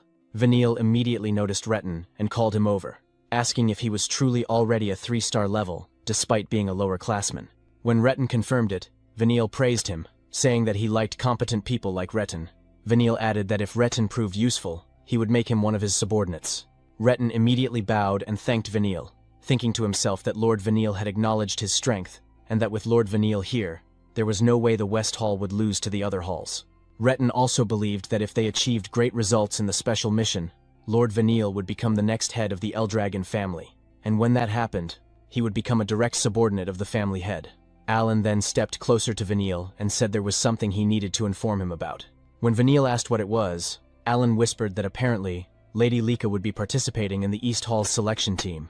This made Vanille scratch his head in irritation, and with annoyance clearly visible on his face, he said that Lika was an endlessly annoying pest to him. He then stood up and said that it did not matter, because no matter how excellent Lika was, they would be the ones to win. Vanille declared once more that they would win and complete the special mission, and prove to his older brothers that the seat of the next family head truly belonged to him. On the day of the selection, all of the participants gathered, along with the students of Dragon's Nest from the various dragon halls. Because of the sheer number of students who came to watch, Rengis couldn't help but feel nervous as he muttered that there were so many people in the arena. Lika then explained that most of the students from the different halls had gathered to witness the selection, and she also added that since some kids had dropped out during the exams, she could say that the number of students had already been greatly reduced, asking Rengis if he agreed. Instead of answering her question, Rengis thought to himself that Lika was right, and that those who had dropped out of Dragon's Nest weren't here because they were called pseudo-dragons, just like his dad. Lika immediately noticed the sadness on Rengis's face, so she quickly changed the topic, patting him on the back, as she said that what mattered was that they had been chosen as representatives of the East Hall, and that they should be proud of themselves. Rengis immediately agreed and said that he would do everything he could in the upcoming selection. Soon after, they noticed their protagonist standing quietly among the participants of the selection. When they approached Zeke, Rengis immediately asked if something was wrong, while Lika also remarked that Zeke seemed unusually quiet today. Zeke replied that there was no problem, and that he was simply gauging the fighting strength of the students around him. Suddenly Rengis collapsed in shock when they heard a loud voice saying, as expected of Lord Zeke, to think that he can also do such a thing. When Zeke turned toward the source of the voice, he saw 2 students running toward them. At the same time, Zeke casually remarked that things had certainly changed. The 2 upperclassmen, who were also members of the selection and were currently running toward him, immediately agreed with what Zeke said. Rick added that after their battle, they had reconsidered their way of thinking, and even though he was part of Eldragon, he genuinely respected the strong. Zeke simply replied that it wasn't a bad thing, so it was fine. Meanwhile, Rengis burst into tears as he clung to Zeke's legs, saying that he was truly shocked by Rick's sudden shout. As they helped Rengis stand up, Zeke thought to himself that every participant in the selection from the different dragon halls was at the 3-star level except for those from the East Hall. As he expected, there were no 4-star students among the participants, but there were several who already had 1 foot in that realm. That was why Zeke was excited to see what kind of techniques he would witness this time. While they continued talking, a girl suddenly hugged Lika from behind, and Lika immediately recognized her as Sandy. Because of Lika and Sandy's loud voices, Zeke also turned his attention toward them. While still hugging Lika, Sandy said that it had been a long time since they last saw each other and asked how Lika had been. She also asked if anyone was bullying Lika, but Lika simply replied that she was fine. When Celine asked who the person hugging Lika was, Lika immediately introduced her as Sandy, her cousin Sandy Typhona, the daughter of the Typhona family head. This shocked Rengis and the others, as Sandy was also a member of one of the 4 great families. With a serious tone, Sandy asked Lika who these kids were, and Lika answered that they were her companions and also her friends. Sandy then asked if Lika was sure they were her friends, saying that while it was good to get along with other kids, they lacked the ability to be Lika's companions, since Lika was one of the candidates to become the next family head of the Eldragon family. Zeke immediately intervened, saying that it would only become clear when they fought. When Sandy asked who he was, Lika quickly said that he was Zeke, and also one of the candidates like her. Sandy then asked if he really was a candidate, and whether he was the rumored illegitimate child of the current family head. She bluntly stated that she never thought a mere bastard like Zeke would still be alive. Despite Sandy's harsh words, Zeke remained smiling, while Lika was clearly shocked, and immediately asked Sandy why she was acting like that in front of her friends and Zeke. Sandy was surprised by Lika's reaction and said that even if Zeke was an illegitimate child, he was still Lika's rival. She added that Lika wouldn't be able to defeat the other family head candidates with such an attitude. Sandy also remarked that Zeke's group was of poor quality, as none of them were even 3-star level, and asked if the East Hall's students were really that weak now. Zeke suddenly cut in, pouting slightly as he warned Sandy that if she kept looking down on them the way she was now, she would end up having the rug pulled out from under her. Sandy's expression immediately darkened, her eyes narrowing as she asked Zeke to repeat what he had just said, questioning whether a mere illegitimate child with no backing other than the family head's blood was actually daring to lecture her. Zeke calmly replied that what he said wasn't advice, but a warning. This caused Sandy to flare up in anger, but another student quickly stepped in and said that Sandy shouldn't cause trouble for the other teams. The student introduced himself as Aegis Van Blade, a representative of the North Hall. As Rangis tried to recall who Aegis was, Sandy told him not to interfere, saying that they were in the middle of an important conversation. Aegis, however, smiled and said he couldn't let it slide, since the selection battle was about to begin. As the students continued chatting while waiting for the selection to start, a man suddenly arrived and drew everyone's attention. Rangis, Lika, and Sandy all fell silent, while Zeke smiled brightly, excited for the battle to come. The man who announced that the selection battle would now begin was none other than the captain of the Gold Dragon Corps, Teach Mentric, also known as the Educator. Mentric announced that from this moment on, the selection battle would officially begin. He then explained to everyone that the matches would follow a tournament-style elimination format, combining all 4 halls. According to him, the 4 halls would be split into 2 groups, and the halls that emerged victorious from each group would face each other in the finals. He added that the battle format would be one-on-one duels, where each hall would send out its fighters one at a time, following a predetermined order of the 7 participants from each hall. Mentric further explained that the hall which defeated 4 opponents first would be declared the winner, and once the match began, no changes to the fighting order would be allowed. Because of this, the fighting order itself had to be carefully considered as part of each hall's strategy. As a final point, Mentric revealed that those selected through this match would be assigned a special mission, one that was extremely important to the Eldragon family. Anyone who took part in this mission would make a significant contribution to the family, and for Lika and Veniel, gaining such contributions meant taking a major step closer to the head's seat. After that, Mentric said they would now determine the brackets, and called forward the representatives of each hall in order to draw a stone from the box. The first he called was Veniel Fafnield, the representative of the West Hall. As Veniel approached the officer holding the box, he immediately reached inside and took a stone. Afterward, Mentric promptly sent him back to his position. As Veniel walked away, a bead of sweat rolled down Lika's face as she stared at her older brother, who was also looking back at her and her group with a malicious smile. Zeke quickly noticed this, and asked Lika if she knew that man. Lika immediately confirmed it, and told Zeke that the man was the West Hall's head candidate she had mentioned before, none other than Veniel Fafnild Eldragon. "I see," Zeke replied simply, a faint smile forming on his face as he thought about it. Aside from Veniel, the West Hall had many strong warriors overall. Not only that, Zeke could also tell that the other halls were well-trained too, though everyone could clearly feel the difference in power between them. Soon, Zeke's gaze landed on Retin, and he thought that it had been a while since he last saw that face. According to Zeke, Retin already had considerable skill during the entrance exam, but to have reached the 3-star level at the age of 12 made Zeke smile, thinking that Retin must have trained extremely hard as well. Just then, Retin suddenly noticed Rangis, and his expression darkened with hostility as he questioned why Rangis was even included in the current selection. Students who recognized Rangis were also shocked, some even shouting in surprise as they wondered what Rangis was doing in the arena. Because of this, Rangis once again felt nervous. When Raymond noticed it, he immediately asked if Rangis was okay. Rangis hesitantly replied that he was fine, while Retin continued to stare at him with clear malicious intent. Soon after, Mentric called the representative of the North Hall. After Aegis drew a stone from the box, Mentric then called the representative of the South Hall, who likewise took a stone.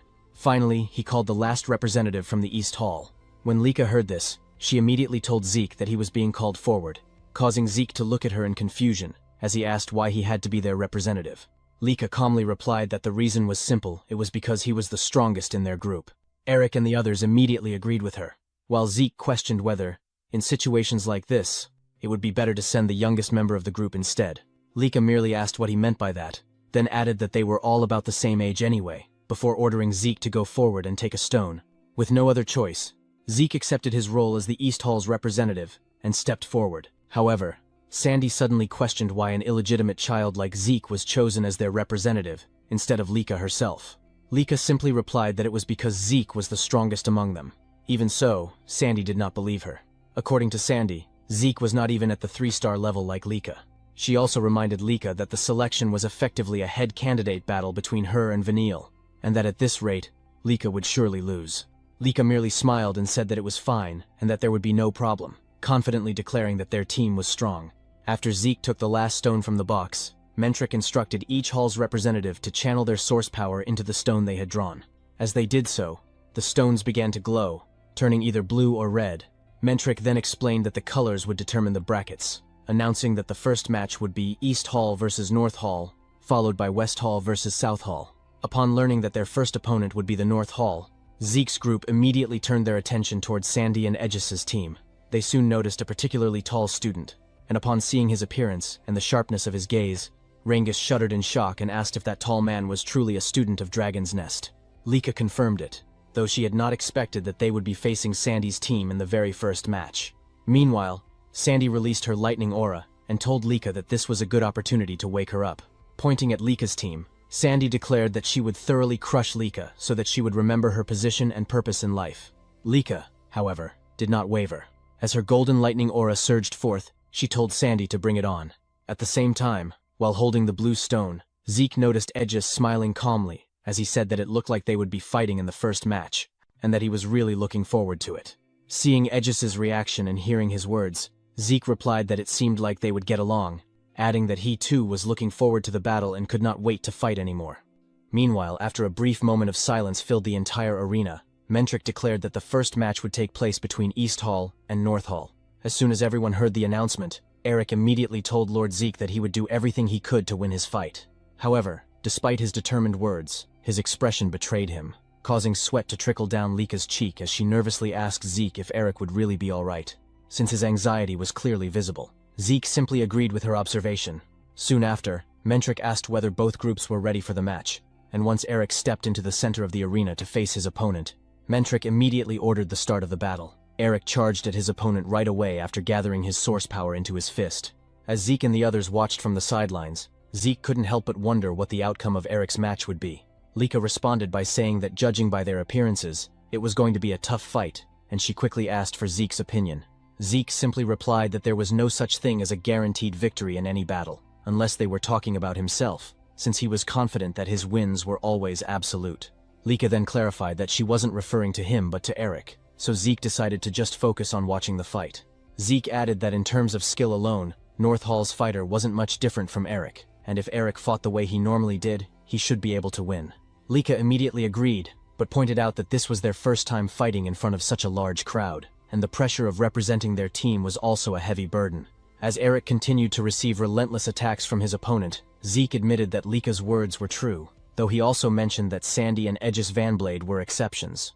Zeke explained that both Sandy and Aegis were already on the verge of reaching the 4-star level, meaning they wouldn't be easily shaken.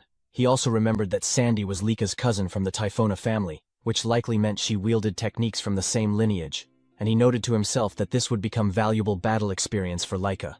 After Eric was eventually knocked down by his opponent, Mentric declared that the winner of the first match was North Hall. Because of this, Marin became extremely nervous, and despite her hesitation, she said she needed to win. Lika tried to comfort her, telling her not to be too anxious and that she would be fine, but in just a moment, Marin was also defeated by her opponent, leaving Zeke and Lika with nothing but a sigh. As Eric and Marin trembled, they apologized to Zeke for their losses, but Zeke simply laughed and said he already knew they were completely overwhelmed by the atmosphere of the arena. He added that they didn't need to worry, because if this were a real battlefield where life and death were at stake, the results would surely be different. Zeke cheerfully reminded them that the place they were in now was meant for learning and testing their strength, not for killing each other. He explained that lessons like today's were experiences they could only gain safely here, and that their failures would become nourishment for them on a real battlefield in the future, so they only needed to continue honing their skills. Hearing this, Eric and Marin quickly regained their spirits. However, their team had already suffered 2 straight losses, making the next match extremely important, and Zeke immediately asked if Rangis understood that.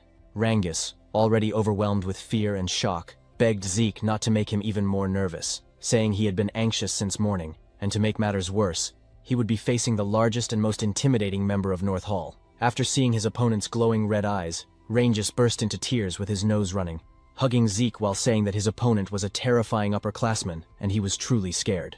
Zeke calmly reminded Rangis that he had already fought senior students before when they were forming teams. but Rangus insisted that none of the East Hall seniors had looked as frightening as this opponent. Rangus also admitted that fighting someone so intimidating in front of such a huge crowd made him extremely nervous, causing Zeke to sigh, while gently holding Rangus's head. Zeke then wrapped his arm around Rangus and told him to carefully observe his opponent, asking what weapon he was holding. After taking a closer look, Rangus saw the massive sword his opponent carried. When Rangus told Zeke that his opponent used a sword, Zeke confirmed it and explained that Rangus was simply fighting someone holding a sword, so he didn't need to think about anything else.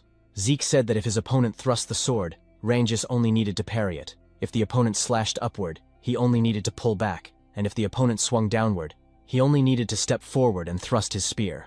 Zeke emphasized that Rangus only needed to focus on dealing with the weapon in front of him, just like he always did. Because of Zeke's words, Rangus gradually regained his confidence. When Zeke looked into Rangus's eyes, he realized how impressive Rangus's focus was. Zeke knew Rangus still needed guidance to center himself for now, but once he could naturally enter that focus state, he would grow far beyond his current limits. As Rangus and his opponent stepped into the center of the arena, Zeke couldn't help but wonder how much this battle would help Rangus grow. Meanwhile, the spectators quickly noticed the massive size difference between Rangus and his opponent, commenting that there was no way the scrawny Rangus could match him. After Mentrix signaled the start of the match, Rangus's opponent immediately charged forward and used the triple-leaf sword-style technique called Single Blade Branch. But before the attack could land, Rangus swiftly dodged it. Despite this, the giant opponent declared that Rangus wouldn't be able to escape him and followed up with the Twin Fang Branch technique, launching a barrage of attacks. However, Rangus skillfully dodged and parried every strike. Even so, Lika remained extremely worried, and Celine noticed that Rangus's opponent was gradually moving closer to cut off Rangus's preferred range. Reynold quickly asked Zeke if Rangus would be alright, but Zeke assured them there was no need to worry, pointing at Rangus's eyes and saying he was becoming more focused as the battle progressed. After once again dodging his opponent's sword swing, the giant used another triple-leaf sword-style technique called Leaf Storm Dance to attack Rangus, but before the attack could hit, Rangus's eyes suddenly flashed with clarity. He immediately used his Cloud Water Spear-style technique called Flowing Clouds and Water to parry the sword.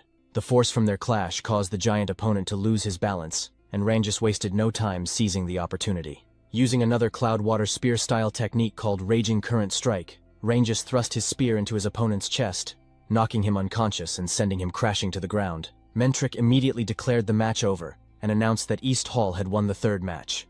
Rangus sighed in relief, while Zeke smiled and stated that they should start turning the battle around.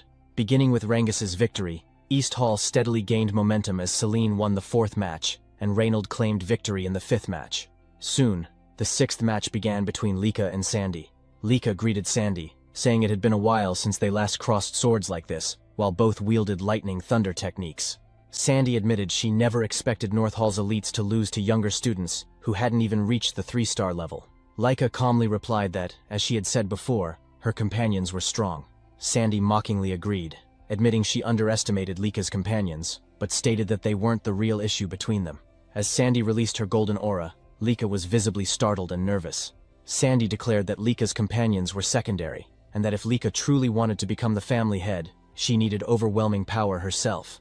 Yet she was only second in East Hall. Sandy questioned whether Lika truly understood how dangerous her position was.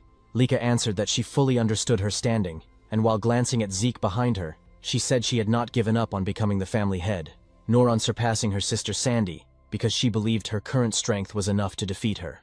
Sandy responded by saying she wanted to see that confidence for herself. As soon as Sandy activated her ability, she vanished from Lika's sight, shocking the spectators. In an instant, Sandy reappeared behind Lika, saying she wanted to witness Lika's so-called strength. Lika quickly defended herself with her sword, but Sandy suddenly ducked in front of her and launched another attack. As they exchanged intense blows, Aegis observed that, as expected, Sandy held the advantage, though he wondered how well Lika could fight against someone who wielded lightning great sword arts even better than she did.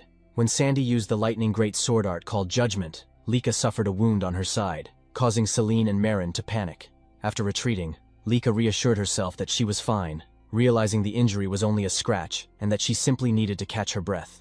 Rangus commented that Sandy was incredibly strong, amazed that Lady Lika had been pushed back so quickly, while Reynold mentioned hearing that Lady Lika had been trained by Lady Sandy when she was younger. Lika then launched another attack towards Sandy, but after easily dodging it, Sandy remarked that Lika still hadn't fixed her bad habit of wildly swinging her sword whenever she was cornered. Lika ignored the remark, and as their lightning auras clashed alongside their blades, a powerful explosion erupted in the center of the arena. Lika suffered multiple injuries during their fierce exchange. Sandy then stated that, just as she expected, Lika's bad habits hadn't improved at all, and that she couldn't even become #1 in East Hall. Sandy added that if Lika had simply joined North Hall, she would never have allowed Lika to end up like this. Despite her injuries, Lika slowly stood up and declared that the fight wasn't over. Sandy responded that it would be better for her to surrender, because she couldn't defeat her at her current level. Sandy even said that if this was how things would turn out, she should have petitioned their father from the start, and forcibly brought Lika to North Hall. Lika remained silent, and after raising her sword again, Sandy remarked that Lika was being stubborn, leaving her no choice but to teach her a lesson. In a flash, Sandy disappeared once more and reappeared behind Lika, surrounded by lightning, launching another attack. Just as Lika attempted to defend with her sword, Sandy kicked her in the side, throwing her off balance before following up with another strike. Sandy unleashed a relentless barrage of attacks, causing Lika to suffer injuries across multiple parts of her body. Celine and the others grew extremely worried, but Zeke calmly observed that Lika looked like she was about to break through another barrier. As Sandy prepared another attack, she told Lika that it would be better to surrender and use the first secret technique of the lightning great sword arts, engulfing Lika in a golden storm of lightning. The audience fell silent as they wondered if the battle had ended, but Sandy was shocked when Lika stood up again, saying that now she finally understood how powerful Sandy's lightning great sword arts truly were. Sandy couldn't hide her disbelief, questioning how Lika was still standing, because her last attack should have been the finishing blow. Lika admitted Sandy was right, saying that the old version of herself would have been defeated by that attack. But over the past 5 years, she had been training relentlessly as well, and their match was far from over. It was only just beginning. Before Sandy and Lika's match began, Zeke asked if something was bothering Lika, because she wasn't acting like her usual self. Zeke also asked if she was nervous, and Lika admitted that she was, since her opponent would be none other than her sister, Sandy. Is that so? Zeke asked, and Lika explained that her sister Sandy was the one who first taught her the basics of the lightning great sword arts.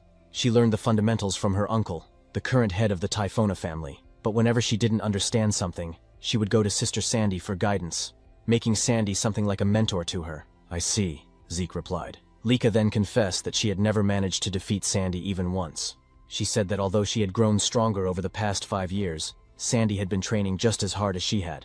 Lika also admitted that, despite everything she said earlier, she couldn't honestly say she was certain she would win against Sandy. Zeke calmly responded that in that case, Lika should remember their training together, and that she needed to recall the 5 long years they spent training side by side. However, the moment Lika remembered their training, her expression suddenly twisted, as if she were about to cry from frustration, prompting Zeke to jokingly ask if training with him had really been that terrible. Zeke then explained that Lika's biggest weakness was her tendency to let her emotions narrow her focus whenever battles became intense. That was why, for the past 5 years, their training had been centered on helping her remain calm during combat. Lika agreed, saying that Zeke had certainly attacked her quite freely during their training sessions, but Zeke simply winked and said that was what true spirit meant. This only made Lika more irritated as she asked what kind of spirit he was talking about and how that could possibly count as spirit. Zeke simply replied that the results of that training were definitely showing, and that Lika should now be able to calmly analyze her opponent's movements even while fighting. Lika admitted that might be true, but she still wasn't sure whether it would be enough to help her fight against Sister Sandy. Zeke assured her that she would soon find out once she faced Sandy, because when someone with Lika's talent truly observed her opponent's movements, she would come to understand just how powerful that ability could be. Zeke also reminded her not to forget that she had been trained by him, the strongest there was, so she no longer needed to worry about past results. Lika said that Zeke spoke as if it were obvious, and she immediately thanked him for helping her relax before her match. Zeke then asked if Sandy had really been the one who taught Lika the lightning great sword arts, and when Lika confirmed it, Zeke said that this would be the perfect opportunity for her. Just like during training, all she needed to do was carefully observe Sandy's techniques, because if she did that properly, she would surely grow even stronger than Sandy. Back in the present battle, Lika stated that she had carefully observed her sister Sandy's lightning great sword arts, even taking Sandy's attacks head-on to study them thoroughly, and now she had finally begun to see through them. When Sandy asked what Lika was talking about, Lika suddenly launched an attack toward her. Because of the after-images created by Lika's sword movements, Sandy couldn't determine whether Lika had slowed down or stopped, allowing Lika to land a successful strike. While Sandy was still shocked by Lika's sudden counterattack, Lika continued to unleash a relentless barrage of lightning-infused sword strikes, leaving Sandy with no choice but to endure each attack. As Lika charged forward once again, Sandy could only question what was happening and why Lika had suddenly become so fast. When Lika attempted to replicate Sandy's earlier finishing move called Judgment, the attempt initially failed. However, Lika quickly realized that her mistake was failing to replicate the tempo variation that Sandy naturally possessed, something Lika previously lacked. Now that she understood it, she simply needed to apply it properly. Sandy argued that such mastery wasn't something Lika could instantly copy just by realizing it. Meanwhile, Rangus and the others watched in awe at the sudden transformation in Lika's movements and attacks. Zeke, on the other hand, laughed in satisfaction, saying that just as he expected, fighting someone who used the same technique always produced remarkable insight. When Eric asked whether Lord Zeke truly understood the sudden changes in Lady Lika's movements, Zeke explained that Lika was learning her sister's lightning great sword arts during the fight itself, and that it was the direct result of their training, which allowed her to calmly analyze her opponent even while under heavy attack. "I see," Eric replied. As they continued watching the battle, Zeke added that Lika used to lose her composure during combat, focusing only on her own sword, but now she was different. She had gained the composure to observe her opponent while fighting, and by studying the same sword style in the middle of combat, she had reached an entirely new stage. Even so, Sandy still couldn't believe that Lika had already managed to copy her techniques, insisting that such an incomplete imitation would never defeat her. However, after another clash between their swords and lightning, Sandy was suddenly sent flying backward, unable to believe that she was being overwhelmed by Lika. Lika immediately rushed toward Sandy again, declaring that as for physical training, she had spent the past years training to the brink of death with a certain someone. As she gathered lightning for her next attack, Lika told Sandy that this was the true strength of her lightning greatsword arts now, before unleashing her grand thunder technique. The attack caused Sandy's eyes to widen as golden lightning surged violently across the entire arena. After the attack ended, Sandy remained standing while struggling to catch her breath, admitting that Lika had truly grown stronger, before finally collapsing, resulting in Lika's victory. Even Vanille couldn't believe the strength Lika had displayed, especially in defeating Sandy. As Lika walked back toward Zeke and the others, Zeke immediately praised her, saying that it seemed he wouldn't need to fight after all. Lika smiled happily and said she was glad she managed to secure the victory for her team. She also mentioned that if she had lost, not that she had ever intended to, Zeke would have been the one to face Aegis in the next match. This immediately prompted Zeke to ask if Lika knew Aegis personally. Lika replied that she didn't know him personally, but Aegis was extremely famous, as he was said to be the greatest genius ever produced by the Van Blade family. "Is that so?" Zeke muttered while thinking to himself that judging by Aegis's aura, he indeed stood far above the other participants in this tournament. Lika then added that even for Zeke, facing Aegis would have been uncertain, and there was no telling what might have happened. Meanwhile, Mentrix stepped into the center of the arena and announced that although East Hall's victory had already been decided, the matches would still continue until the end. Rangus and Zeke were both surprised by this announcement. Lika commented that it was strange because she thought the competition was supposed to end once 4 opponents had been defeated. Zeke, however, remained silent as he stared toward Mentrix and Aegis, unable to stop himself from wondering what they were planning. Regardless of whatever scheme they had in mind, Zeke thought to himself that as long as he could fight, that alone was more than enough for him. Aegis then said that although North Hall may have lost, he was happy that he still had the chance to fight Zeke like this. When Zeke asked if Aegis really wanted to fight him that badly, Aegis immediately confirmed and explained that what he meant was that Zeke was East Hall's representative. Despite having Lady Lika present, it was Zeke who was chosen, so how could he not be curious about who Zeke truly was? Aegis also added that even if Zeke carried the blood of a family head, from what he could sense, Zeke was only at the 2-star level, and yet he was chosen as the representative instead of the 3-star Lady Lika. That was the main reason he wanted to fight him. Zeke remained silent as he listened to Aegis's words.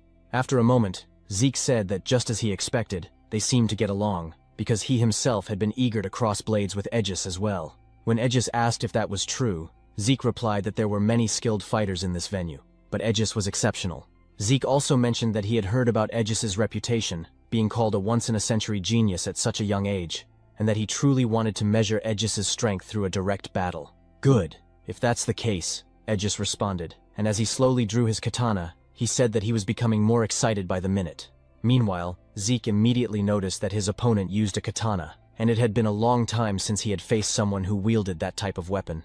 As soon as Mentrix announced the start of their match, Aegis rushed toward Zeke with incredible speed, slightly catching him off guard but also filling him with excitement.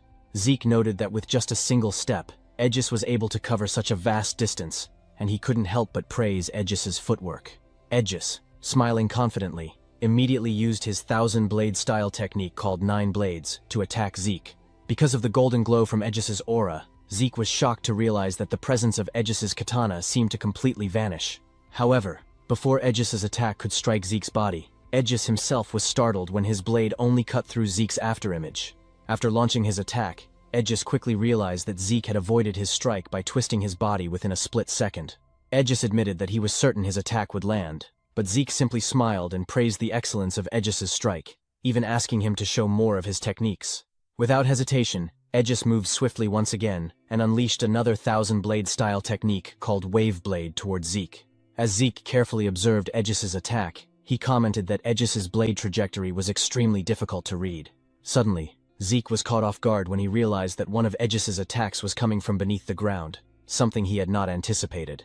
Even so, Zeke remained calm and continued praising Aegis's skill, saying that although he had no intention of allowing Aegis to cut him, the sword paths of Aegis were truly unpredictable. At that moment, Zeke concluded that Aegis was truly a genius, constantly changing his attack patterns without sacrificing speed or power. Aegis's source power flowed flawlessly, without a single wasted movement, delivering sharp strikes that perfectly read Zeke's breathing and rhythm. Zeke knew that such mastery was impossible without relentless training. Meanwhile, because Zeke kept evading every attack, Aegis admitted that he couldn't believe he still couldn't catch him. Aegis praised Zeke, saying that he was truly incredible, and asked what kind of training Zeke had undergone. Zeke simply asked if Aegis really wanted to know what kind of training he did, and then casually invited Aegis to train with him after their battle was over. Moments later, Zeke suddenly moved toward Aegis to launch his own attack. As Zeke's eyes flashed with determination, he struck forward with his fist toward Aegis. Aegis immediately raised his katana to block the attack, but the sheer force behind Zeke's punch caused Aegis's entire body to tremble, leaving him in disbelief that Zeke was supposedly only at the 2-star level. After delivering the punch, Zeke noticed the damage inflicted on his own fist, and he realized that although he had tried altering his breathing pattern, Aegis had already adapted to that as well. Because of this, Zeke couldn't help but admit that Aegis was an even more exceptional warrior than he had initially expected. Aegis then remarked that Zeke had finally launched an attack against him, and asked if that meant Zeke was already finished observing his techniques. Zeke replied that, to some extent, he was. Hearing this, Aegis wondered if Zeke had already figured out his abilities. Aegis then launched another swift attack towards Zeke. As Zeke watched the incoming strike, he initially thought it was identical to the previous attacks, but he was suddenly shocked when, just before the blade could reach him, Aegis abruptly changed the direction of his sword using his lingering shadow technique. The unexpected shift prevented Zeke from reacting in time, resulting in Aegis successfully striking Zeke across the chest. After landing his attack, Aegis asked whether he still needed to reveal more of his techniques in order to meet Zeke's expectations. Meanwhile, as Zeke held his chest, he couldn't believe that Aegis had managed to wound him during their fight. Even so, Zeke continued smiling, admitting that their battle was becoming more and more enjoyable. Meanwhile, as the intense battle between Zeke and Aegis continued, Sandy slowly regained consciousness. Their teammates immediately ran toward her, anxiously asking if she was all right. Sandy quickly responded that she was fine. Soon after, she realized that she had lost her match against Lika. Even so, as she recalled how Lika had defeated her, Sandy could not help but smile and let out a soft sigh. Although she had lost, she was genuinely pleased with the outcome of their fight and with Lika's current strength.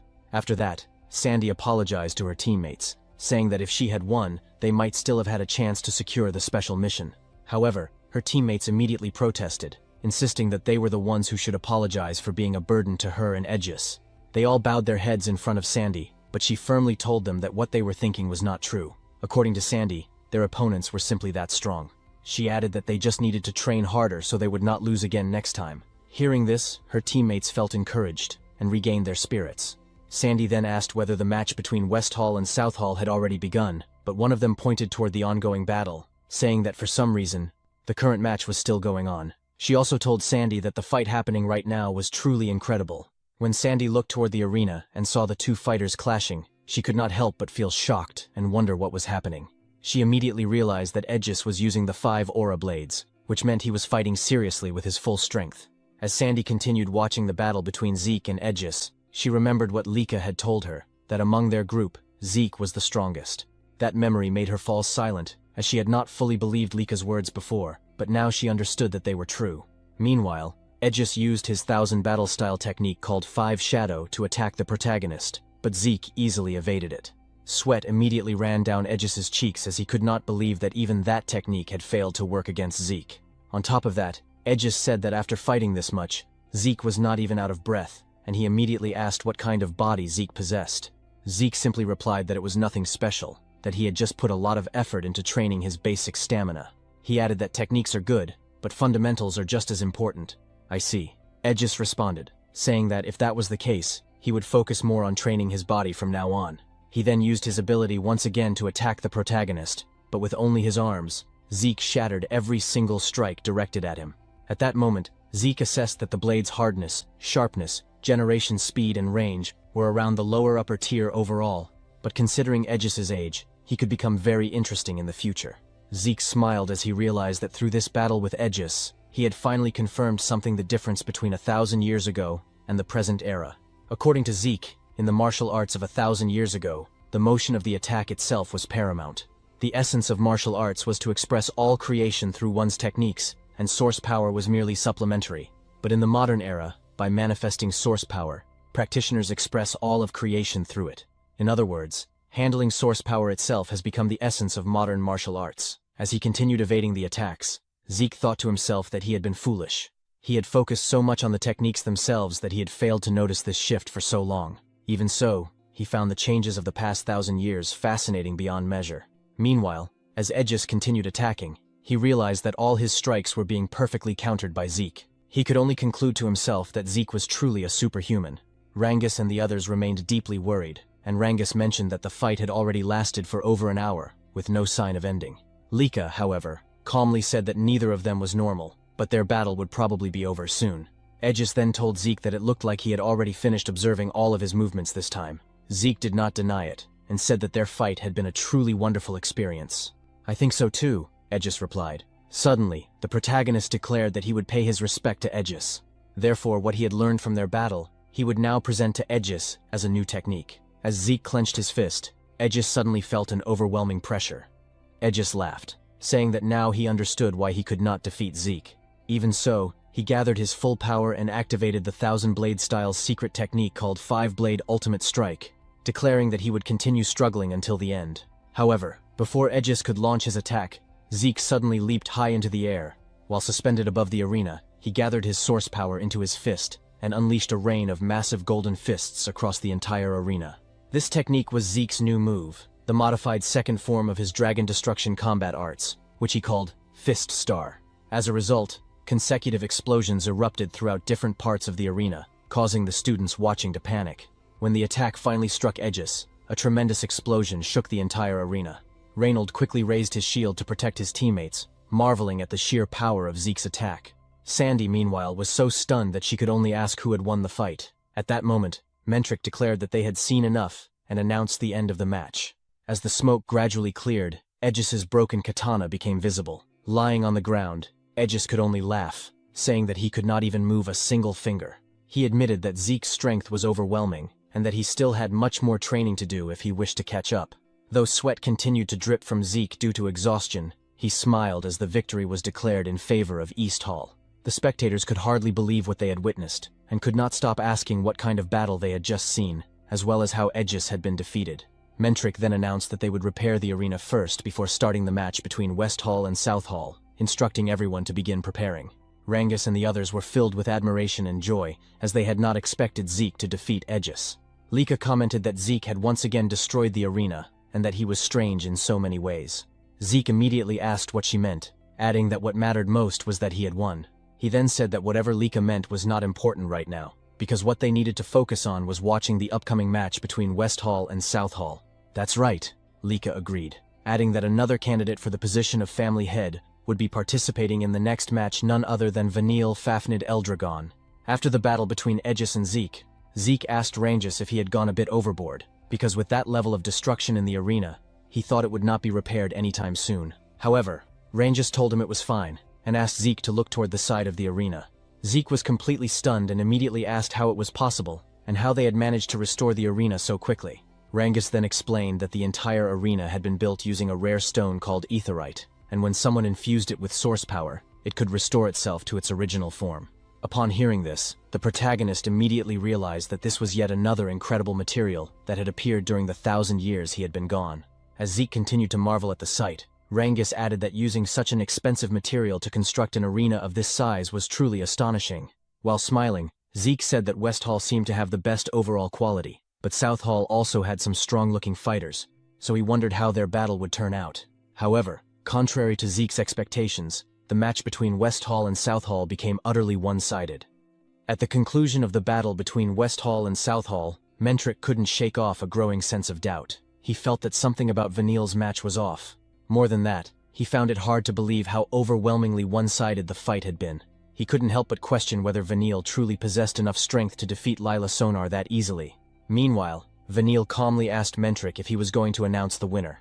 Snapping out of his thoughts, Mentric looked away briefly before declaring that the victor of the match was West Hall, led by Vanille. He then added that the final battle between East Hall and West Hall would begin in 1 hour. As the announcement settled over the arena, the spectators remained unusually quiet, still unable to process what they had just witnessed.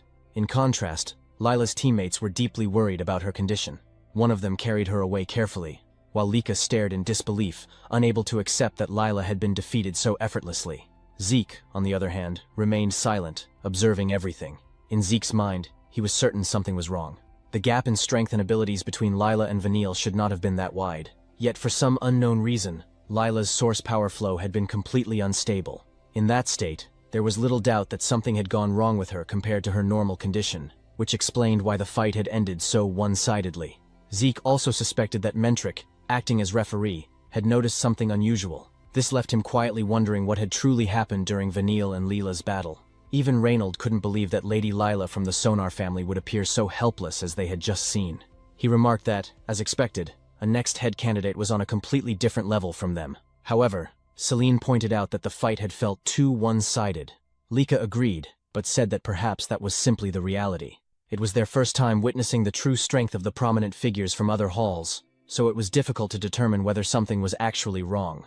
Eric then mentioned that speaking of next head candidates, that included Lord Zeke and Lady Lika as well, meaning Lord Vanille must also possess incredible power like them. Though hesitant, Celine and Lika eventually nodded in agreement. Rangus, however, remained silent and absent-minded. When Eric asked what was troubling him, Rangus said it was nothing, just that Lord Vanille was astonishingly strong, and in fact, everyone from West Hall seemed powerful. His words unintentionally dampened Reynold's spirit, prompting Rangus to quickly apologize for sounding so weak-hearted right before their upcoming match. Lika then said that Rangus wasn't wrong. She admitted that she had lost her last match too, and as frustrating as it was, she was still nowhere near West Hall's level. Eric responded that if Lika was saying that, then he felt the same. He couldn't even defeat any of them, despite having more stars. Even so, he had no intention of losing. Just like Rangus and the others who managed to overcome stronger opponents, he wanted to do the same. They could still defeat West Hall. His determination reignited Celine's spirit. As Zeke watched them, he thought that their fighting spirit was finally in the right place. It seemed that Marin and Eric might truly grow from this battle. However, the bigger concern right now was Lika.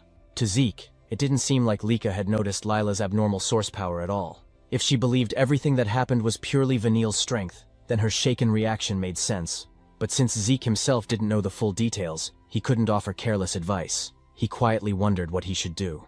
Rangus soon noticed Lika's unusual expression and asked if she was all right. Lika immediately replied that she was fine and, as she walked away, said she just needed to clear her head. Later, in a garden outside the arena, Lika sat alone by a fountain. She couldn't believe that Vanille had grown strong enough to overwhelm Lila the way he did.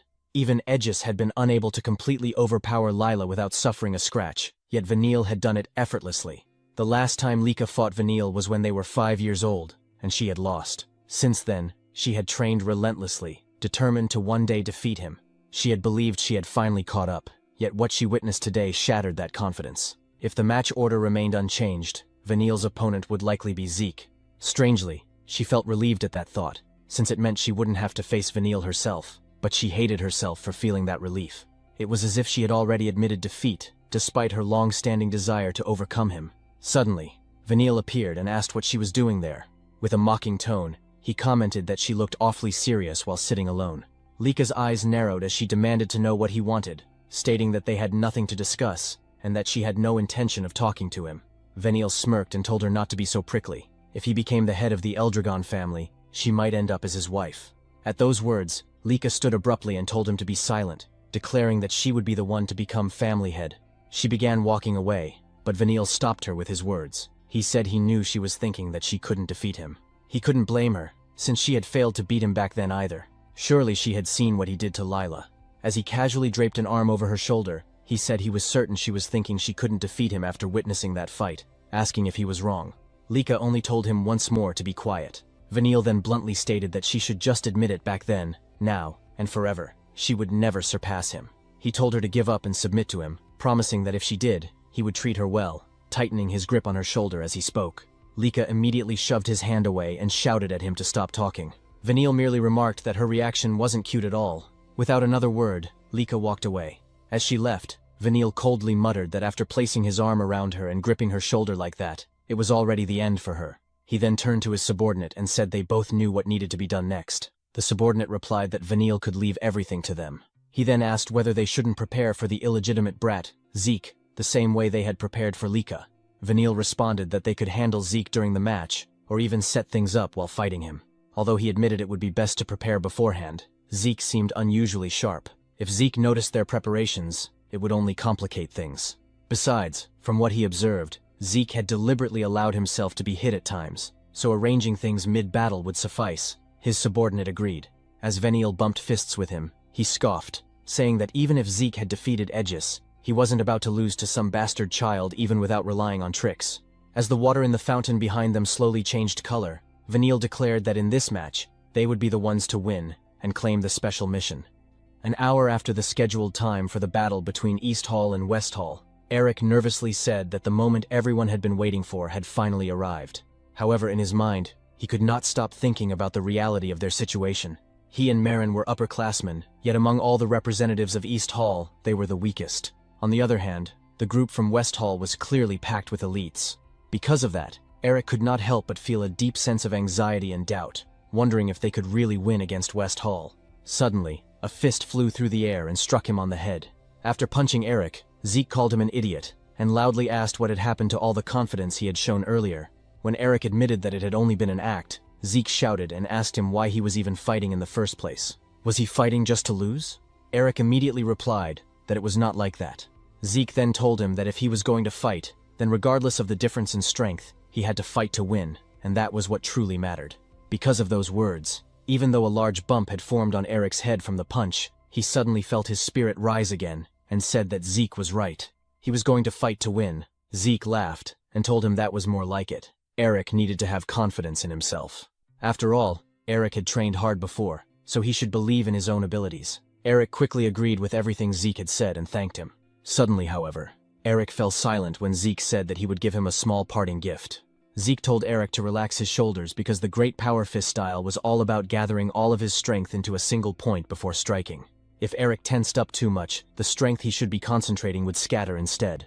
Zeke tapped Eric's shoulders and once again told him to relax. Immediately, Eric felt a strange sense of relief and confidence. He smiled and said that right now he felt like he could actually win his fight. Zeke replied that was good, then told Eric to go out there and win. As Eric walked toward the middle of the arena, Lika commented that what Zeke had done was strange. She knew that Zeke had never actually learned the Great Power Fist style, yet he seemed to know a lot about it. She also pointed out that sometimes Zeke seemed oddly knowledgeable about other martial arts as well. When she asked him why that was, Zeke simply smiled and said it was a foolish question. Then he calmly said that the answer should be obvious because he was Zeke. Hearing that, Lika could not believe she had even bothered asking such a question in the first place. Meanwhile, when Eric finally saw the opponent he would be facing, the first thought that came to his mind was that the man was a monster. He had already seen how this man fought in the earlier match. Even so, this time Eric felt confident that he would not lose. Just then, Eric's opponent mocked him, saying that Eric was acting pretty cocky for someone who had lost to a North Hall punk before. Eric firmly told him to shut up, saying that he was not the same person he had been back then. Still, his opponent questioned whether Eric was really so sure about that. At that moment, Mentric announced that the first match between East Hall and West Hall would now begin. Eric's opponent immediately launched forward. Eric was momentarily shocked by the man's incredible speed, and before he could fully react, the opponent used his insect brawl dagger technique called Mantis Slash to attack, while saying that someone like Eric could never change in just a few hours. Eric was forced to fall back while blocking the attack. His opponent could not believe that Eric had managed to defend himself using his aura. Nevertheless, he did not stop.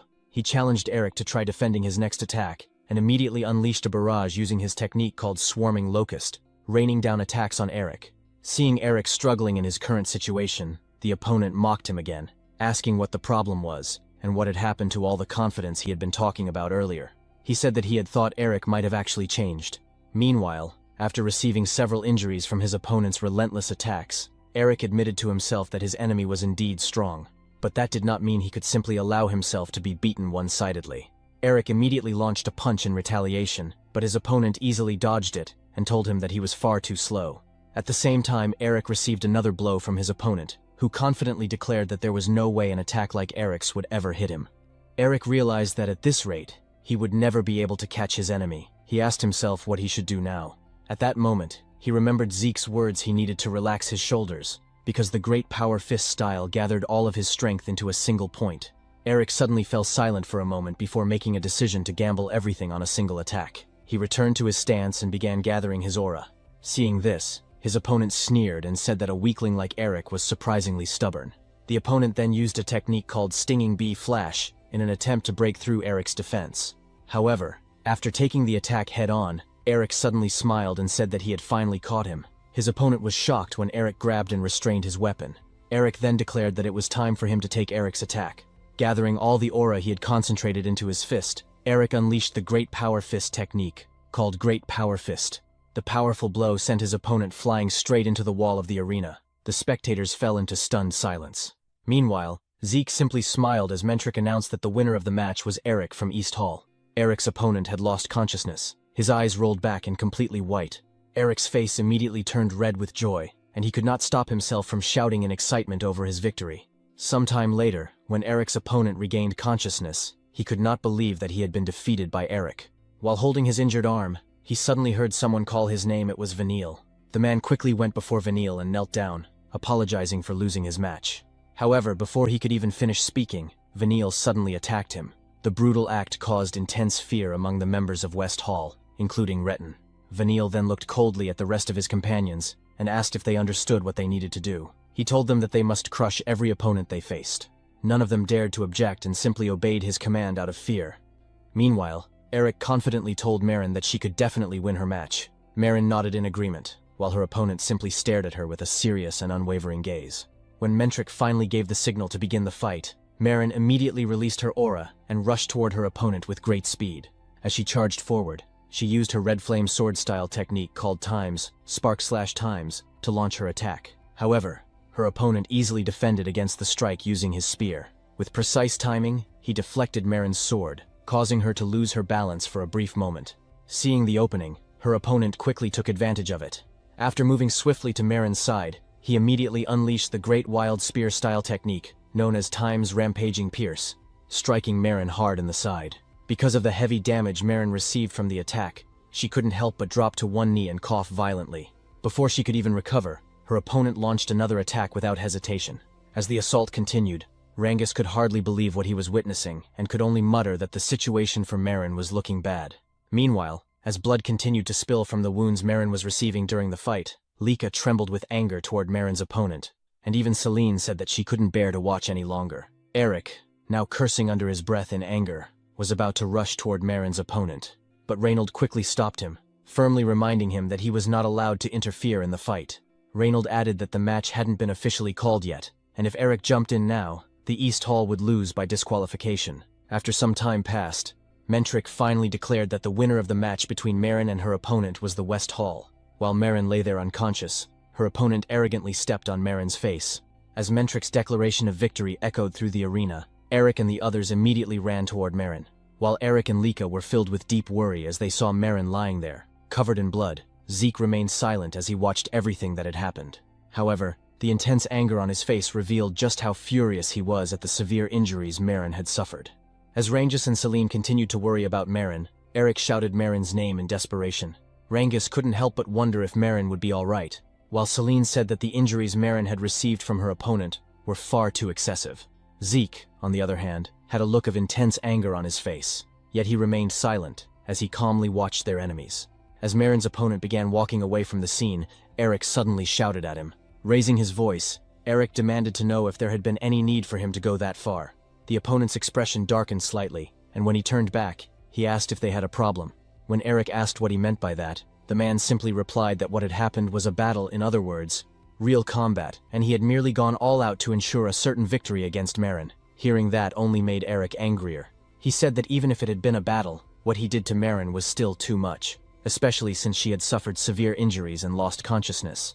Celine also shouted in agreement, saying Eric was right, and that Marin's opponent didn't need to go that far. The man merely smiled mockingly and said they were too soft. According to him, those from West Hall never showed mercy to their enemies in real combat. As he pointed at Eric and the others, he said that in West Hall they simply crushed their enemies, and that was all there was to it. Lika immediately stepped forward and walked toward Marin's opponent. With a dark expression, she asked if what he had done was an order from Vanille. However, the man answered arrogantly, saying, "So what?" He added that if they didn't like it, they could just forfeit. Then he asked Lika if she didn't understand what it meant that the referee hadn't stopped the match. He continued by saying that Marin had still shown the will to fight, and that he had only needed to break that will. After that, he asked them if what he had done wasn't simply natural.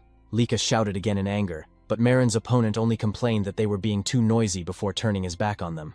As he walked away, he mockingly told them they should worry about themselves first before worrying about their friend, because all of them would end up the same way Marin did. Not long after that, Retin suddenly stepped in and said, "That's just how it is." He added that they were welcome to forfeit right there if they wanted. Then he looked at Rangus and asked if he had heard what was just said. Rangus suddenly turned his head toward him, sweat slowly running down his cheek as he uttered Retin's name. Retin then casually said that Rangus should start calling him by his name now, before immediately asking if Rangus planned to forfeit their match. Rangus remained silent.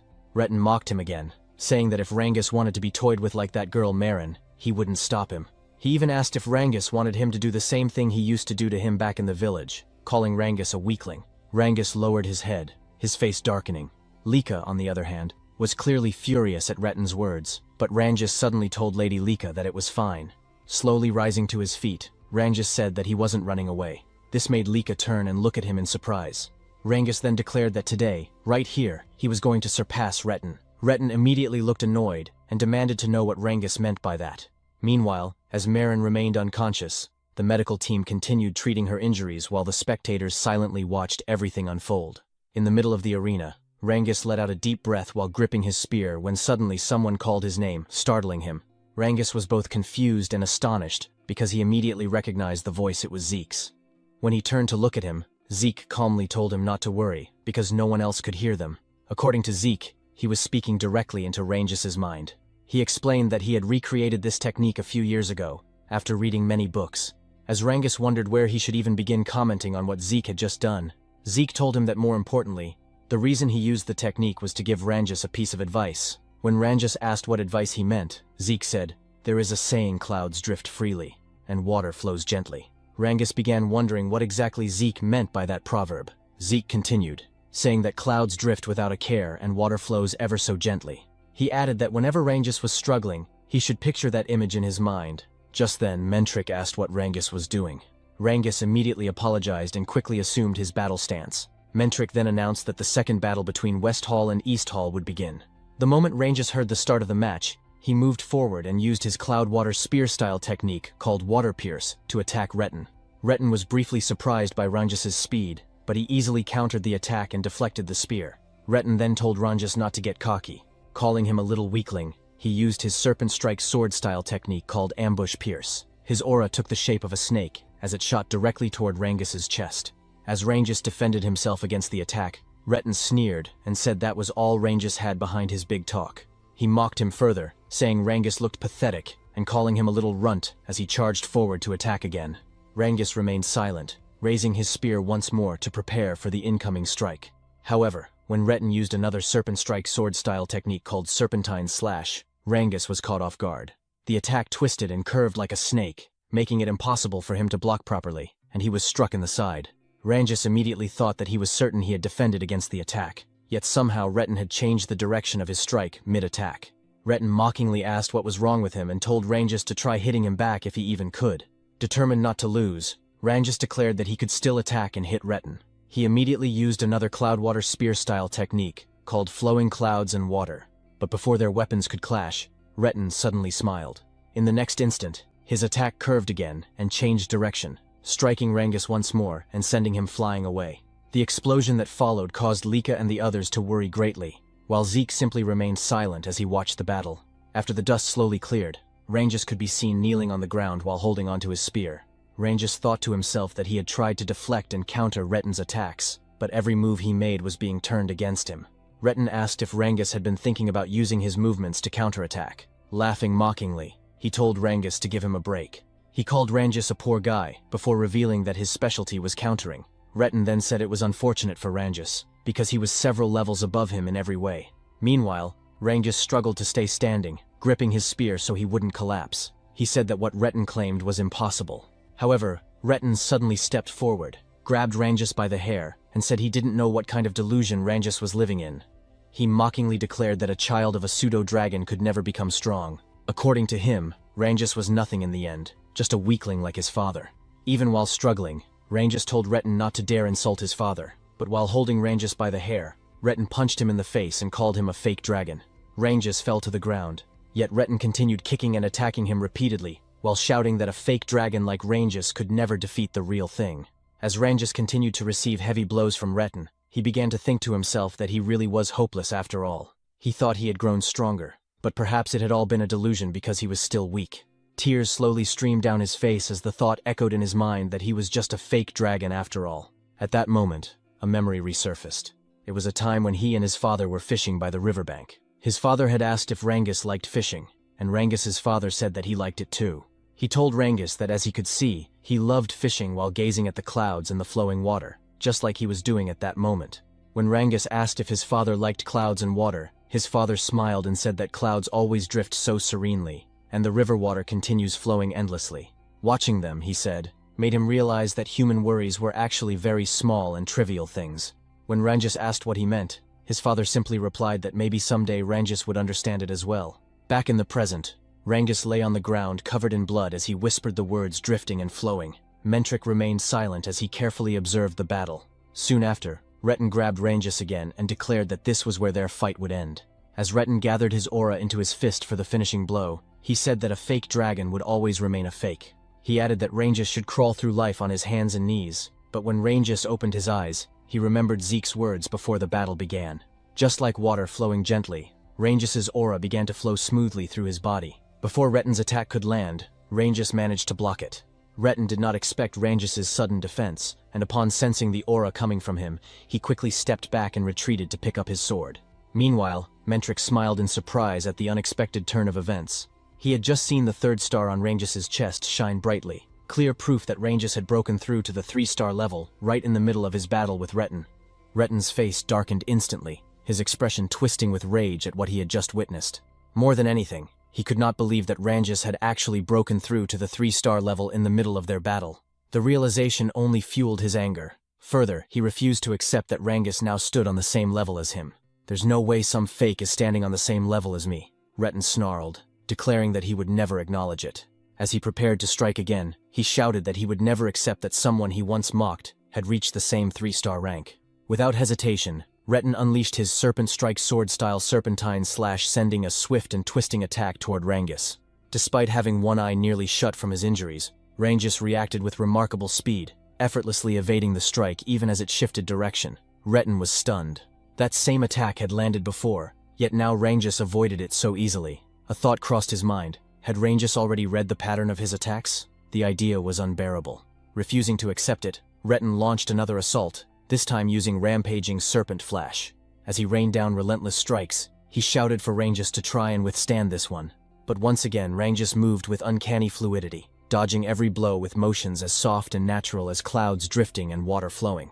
Lika could hardly believe what she was seeing, while Zeke calmly observed and remarked that Rangus had just taken a step closer to the essence. Curious, Lika immediately asked what he meant. Zeke explained that clouds drift freely and water flows gently, never stopping no matter what happens. Like them, Rangus was learning to accept incoming force and let it pass through him, adapting fluidly with every movement. Zeke added that he himself had demonstrated a glimpse of it earlier, but Rangus had fully made it his own in this battle. Hearing this, Lika was left in awe, sweat forming on her cheek as she admitted she couldn't believe Rangus had achieved that in such a short time. However, Zeke pointed out that Rangus didn't even seem aware of it yet, and that his level of focus was truly extraordinary. Retin, on the other hand, could only curse in frustration as he watched everything unfold. For reasons he couldn't explain, fear began creeping into his heart. Shouting desperately, he warned Rangus not to come any closer as he unleashed a barrage of attacks. Yet, just like before, every strike was easily avoided. When Retin's sword finally clashed with Rangus's spear, he couldn't withstand the force behind it. As he prepared to attack again, Zeke suddenly laughed in excitement, saying that this was exactly it, because water doesn't always flow calmly. Seeing the attack Rangus was about to unleash, Retin panicked. He turned and ran, cursing and questioning how Rangus had become this strong. Meanwhile, Rangus slowly formed a swirling water tornado at the center of the arena. Zeke declared that once water grows wild, no one can stand against its current. The attack struck Retin square in the chest, sending him flying as he coughed up blood before losing consciousness. Seeing Retin's condition, Mentric immediately declared the match over and announced East Hall as the winner. Rangus stood there in shock, unable to fully grasp what had just happened. As he questioned everything, Lika and the others ran toward him, calling his name. Lika excitedly praised him, saying he was amazing and congratulating him on reaching the 3-star level and winning right after. She called it the best outcome possible. But Rangus, still confused, asked if she was really talking about him if he had truly broken through and won. When he looked over at Retin lying unconscious, disbelief filled his eyes. He couldn't believe he had defeated someone who had mocked and hurt him since childhood back in their village. Even so, he kept asking if he had really won. Celine happily confirmed it, saying his match was incredible. Stuttering, Rangus finally admitted that he had truly defeated Retin. As he stared at him, memories flooded back, and before he knew it, tears began to fall. Eric immediately put an arm around him and asked why he was crying, then curiously questioned what that crazy move earlier had been. Still unaware, Rangus asked what he meant. Lika added that she also wanted to know what that attack was. Reynold described it as a massive water dragon surging upward like a waterfall, saying it looked insane and incredibly cool. Rangus could only shake his head, insisting he didn't know any move like that, but Reynold was certain that was exactly what it looked like. Then Zeke finally spoke, revealing that the technique Rangus used was called Rising Dragon Pierce. Smiling, he explained that it originally came from the second volume of the Cloud Water Spear style, even though Rangus had only studied the first volume. Rangus was surprised, while Lika immediately questioned how Zeke knew about the second volume. Zeke, however, couldn't tell them that he was the one who had created the technique. Lika then realized just how incredible Rangus was. He had reached the second volume purely through self-study. Zeke went on to explain inwardly that the Cloud Water Spear style was a martial art he had created in his previous life, though he didn't remember ever writing it into a book. Most likely, later generations had documented and divided it into multiple volumes, hiding its true essence in the upper levels so immature fighters wouldn't access it. Yet despite that, Rangus had carved a path to that hidden essence through his own strength alone. To Zeke, it was a wonderful sight, such young talent blooming before his eyes. Just then, Mentric called out to East Hall, asking how long they planned to stand around chatting. Celine quickly apologized, while Eric suddenly suggested they ride this momentum and finish off their opponents. Celine nodded, agreeing to do her best. Starting from Rangus's match, East Hall's morale soared to its peak. However, West Hall also rallied after their loss, and the battles grew even fiercer. In the fourth match, Celine fought well but narrowly lost, leaving Vanille sighing in disappointment. But in the fifth match, Reynold pushed himself to the limit and managed to secure a hard-fought victory, bringing the outcome to the final rounds. As Rangus supported him, Reynold admitted he barely pulled it off, earning praise from Rangus, while Eric lifted his shield and sword with renewed determination. Celine apologized to everyone, saying that if she had won, the match would already be over. Lika reassured her, saying she had fought well and reminding her that the rule was to reach 4 wins. They were now at 3 wins and 2 losses. Victory was right in front of them. Lika confidently declared that all that remained was for her to win and end everything, telling them to leave it to her. At that moment, Zeke called out to her. When Lika asked what he wanted, she suddenly blushed as he stepped close to her, asking if she felt all right or if anything seemed off. Letting out a small sigh, Lika said she was fine and fully prepared as always, gently pushing him away and pointing out that he was standing too close. She assured him not to worry, promising she wouldn't lose. Rangus then cheered her on, asking her to do her best. Zeke, however, remained silent. As Lika walked toward the center of the arena, he couldn't help but wonder to himself what this strange feeling was, something unfamiliar stirring within him.